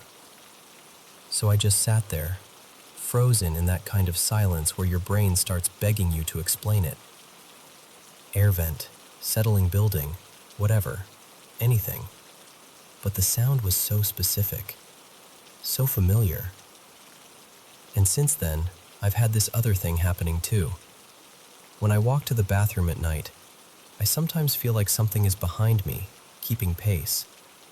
Not footsteps I can hear, just that instinct, that prickling pressure between your shoulder blades like you're being followed. There are other people in the building, sure, but when I feel it, the hallway is empty. No one else in the passageway. No doors opening, no voices, nothing. And I hate admitting this, but it's the same feeling I used to push away with a fan when I was a kid. The same don't let it get too quiet feeling.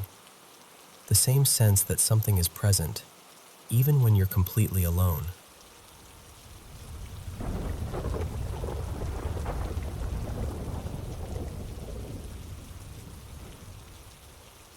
So I think my latest ghost encounter might have officially clocked in for work with me. I'm one of those people who's always been a little too sensitive to that kind of thing. I've had a handful of experiences over the years, and honestly, even when nothing felt truly evil, it was still scary. Like, your body goes into alarm mode anyway, you know? But this one feels different. I started a new job recently, and right away someone mentioned, almost like a fun little fact, "Oh, we barely ever use the aircon here. The building's just always cold." Which sounds normal until you remember I live in a place where heat is basically a lifestyle. So yeah, a naturally chilly building already felt a bit strange. At first, nothing seemed too weird, except for this one thing that kept happening. People would get locked out of rooms even though they swore they hadn't locked the door. Like, they'd step out for a second, come back, and the knob wouldn't turn. It happened to a few coworkers, and then it happened to me once too. I brushed it off as old doors, old locks, whatever. Then one day, I was alone in the building for a while, and I heard what sounded like someone gently moving around in the kitchen.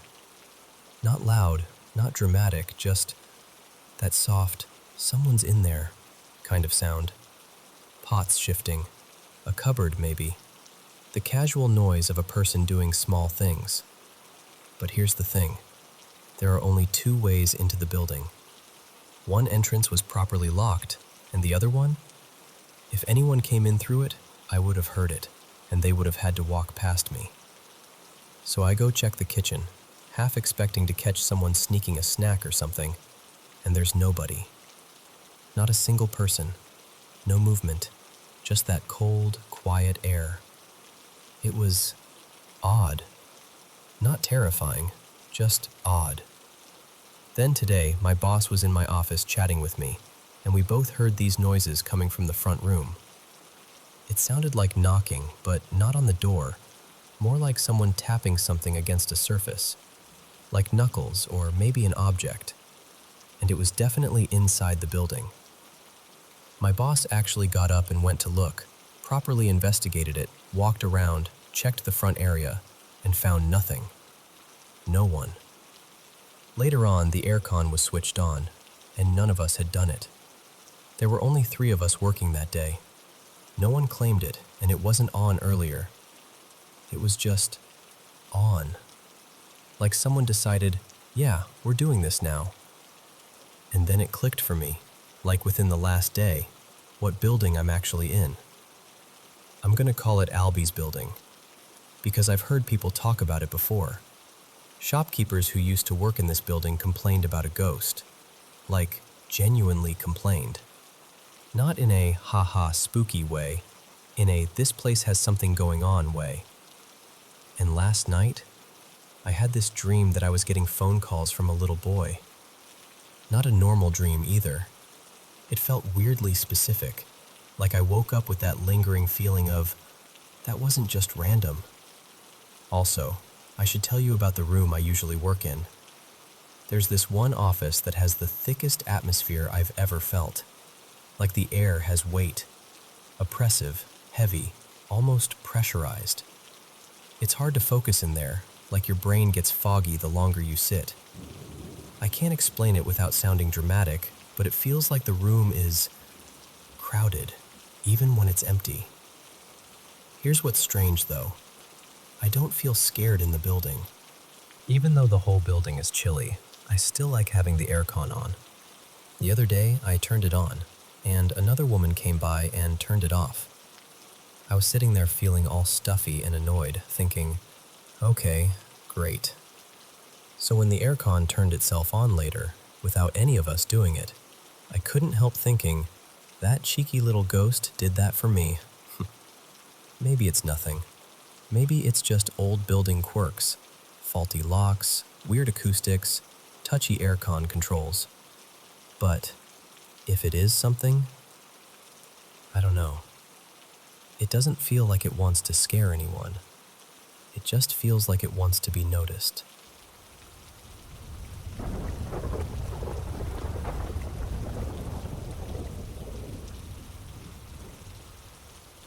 So this goes back to about 9 years ago now. I've told bits and pieces of this story to a few people over time, but I've never really sat down and shared it start to finish. And I should probably say up front, strange stuff has followed me most of my life. I don't go looking for it. It just finds me.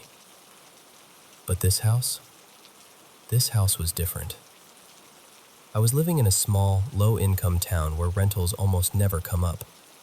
The kind of place where, if you find something that isn't falling apart, you grab it and don't ask too many questions. At the time, I was living with my mom, my brother, my sister, and my nephew. He was still little then.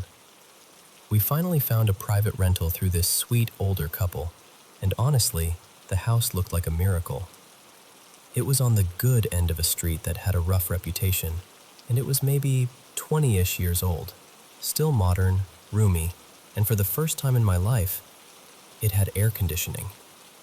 I remember walking in and thinking, okay, we've made it. This is fancy living. Now, this place had a weird layout. It almost felt like it had two backs instead of a front. On one side, it faced cane fields and the beginning stretch of a highway. That side had a fenced yard and a covered patio. The other side backed onto a quiet street with a little park. Peaceful, actually. And on that quiet side, there was this enclosed outdoor area that wrapped around, plus another locked-off little section where the landlords kept a spa we weren't allowed to use. Off that whole area was a big, sort of nice double garage. And inside the garage was a door into a small tool shed. And inside that, there was this tiny room. It wasn't even useful, really, just old tools and junk. But the second you stepped near it, the air felt wrong, like the room didn't want you in there. I never had a reason to go inside, and I avoided it the way you avoid a dark hallway in a horror movie. You know when your body says no before your brain catches up? It was like that. Not long after we moved in, I started feeling watched. Not by an adult, by a young girl. I never saw her clearly. It was more like a presence, like the sense of a small person standing just out of view, quietly paying attention.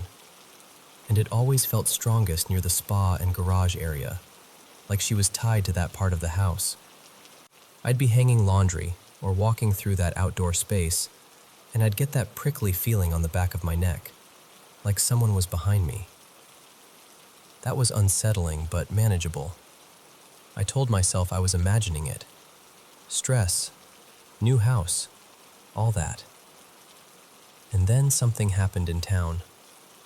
A little girl was killed. An awful, senseless case that everyone talked about for weeks. The whole city felt heavier after it. And I swear, it was like the air in our house changed after that. Like something got stirred up. One night I was in my bedroom, just sitting there. Nothing dramatic, just existing. And this little statue I had on a shelf suddenly launched across the room. Not slid, not tipped. It flew, fast, like someone had thrown it with real force. It hit the wall hard enough that I actually yelped. And here's the part that still makes me feel strange. It didn't break. It was delicate. It should have shattered, but it didn't. It just landed there, like the house wanted to prove a point more than it wanted to destroy anything. After that, I started paying closer attention. I opened the gate, and as I stepped in, I could see through the windows that every light in the house was on. Every room. Bright. And I remember thinking, oh, Mom and my brother are up again. They were night owls back then. Sometimes they'd be watching movies at weird hours. So I walked up to the door, put my hand on the knob, pushed it open, and the house was pitch black. Not dim, not a few lights off, completely dark. Like nobody had been awake for hours. I stood there with the door open, honestly thinking my brain had short-circuited. I walked through the house turning lights on, checking rooms. Everyone, Mom, my brother, my sister, my nephew was asleep in their beds, deep asleep. The kind of sleep you don't snap into in 10 seconds. And I just kept thinking, there is no way. There's no way they all turned off every light in the exact split second between me seeing them on and me stepping through the door. After that, I wouldn't go inside alone late at night. If Cal dropped me home after dark, I'd make him wait while I walked in and checked everything. I felt ridiculous, but I felt worse doing it alone. Then came the part I still don't like talking about, because this is when I saw something. Around that time, I started having these very specific dreams, over and over, about a teenage boy. He looked like he was from another era. Think vintage clothes, old school haircut, like something out of the late 70s or early 80s. In the dream, he'd talk at me like he was desperate to be understood. He kept mentioning his mom, and he sounded upset, confused, like he couldn't make sense of what had happened. And every time, he'd show me the same things: an older sedan, a road near the cane fields, and this part makes my stomach turn: a gravestone. It got so persistent that I actually asked a neighbor who'd lived in the area forever if there'd ever been a teen boy killed in a car crash near that stretch of road. She frowned and said she couldn't remember anything like that. No big story, no local tragedy that matched. So I tried to let it go. But then one morning, I woke up around 3:40 a.m. The room was that half-dark, half-light stage right before dawn. I blinked a few times, and I saw what looked like a tall, thin male figure standing in my room. My first thought, honestly, was my brother. Like he'd come in for something and didn't want to wake me. So, half asleep and irritated, I said, "What are you doing? What are you looking for?" The figure turned toward me, and the moment it turned, I knew it wasn't my brother. There were no features, no face, no clothes, just a human-shaped darkness, like the light couldn't land on it properly. A shadow that was too solid. It moved toward the doorway, and I sat frozen. And right before it disappeared out into the hall, it leaned back and peeked around the door frame at me, like it was checking whether I was still watching. Then it left, toward the lounge room, the opposite direction from my brother's room. The second I could move, I got up and went straight to my brother's door. He was asleep, fully asleep, not pretending, not stirring, nothing. I didn't sleep properly after that, not in that house. Eventually, the owners sold the place and we had to move, and I thought, okay, done, over. I'm not taking anything with me. But then, the weirdest part happened after we left. I remember feeling my stomach drop, but I told myself I was being dramatic. I filed it away in my mind and moved on. A while later, I was dating someone else. His name was Cameron, and one afternoon we were driving near the cane fields, not far from where that house had been. Out of nowhere, at the exact same time, we both said something like, "Do you feel that?" It was like driving into a pocket of bad air. Heavy. Wrong. We pulled over for a minute, and Cameron went, "I don't want to be here. We need to go." And I agreed immediately, no hesitation. Later, he told me something that made the hair rise on my arms. He'd been looking for a share house at one point, and he said he walked into this place that felt so bad he couldn't stand in it, like the walls were pushing him out. When he described it, layout, outdoor area, garage, I went quiet, because he was describing that house, the one I'd lived in, and I had never told him, not a single detail. That's when I went back to the archives properly. I went to the library and pulled microfilm, hunting the original story. And there it was. The murder-suicide had happened 2 houses down from where we lived. According to the report, The mother was believed to have harmed the children, put them in the car, and driven toward the cane fields where it ended. And the photo in the article showed the car.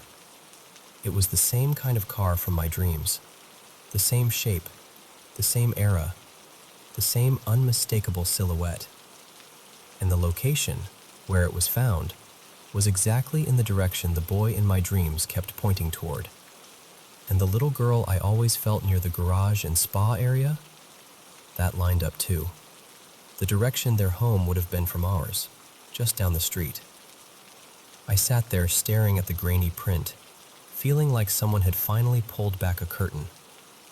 I don't know if those kids ever set foot in the house we rented. Maybe they were friends with previous owners. Maybe they played there once. Or maybe, in whatever reality exists beyond ours, 2 doors down isn't a big distance at all. After I found out, I drove past the area one last time. I didn't make a scene. I didn't tell anyone I was doing it. I just sat in my car and quietly said I was sorry. Sorry for what happened to them. Sorry they weren't safe. Sorry they were still lingering around places that didn't feel like home. And I kept thinking about how the activity in the house seemed to spike after the modern-day tragedy in town. Like hearing about another child being hurt stirred something in them. Like it reminded them of themselves. Even now, I notice that house seems to change hands often. Maybe it's coincidence. Maybe people feel what I felt and don't stay long. All I know is I've lived in a lot of places, and I've had my share of strange experiences. But that house, with its 2 backs, its locked spa, that creepy little tool room, and the feeling of a young girl watching from the edge of your vision, that one stayed with me.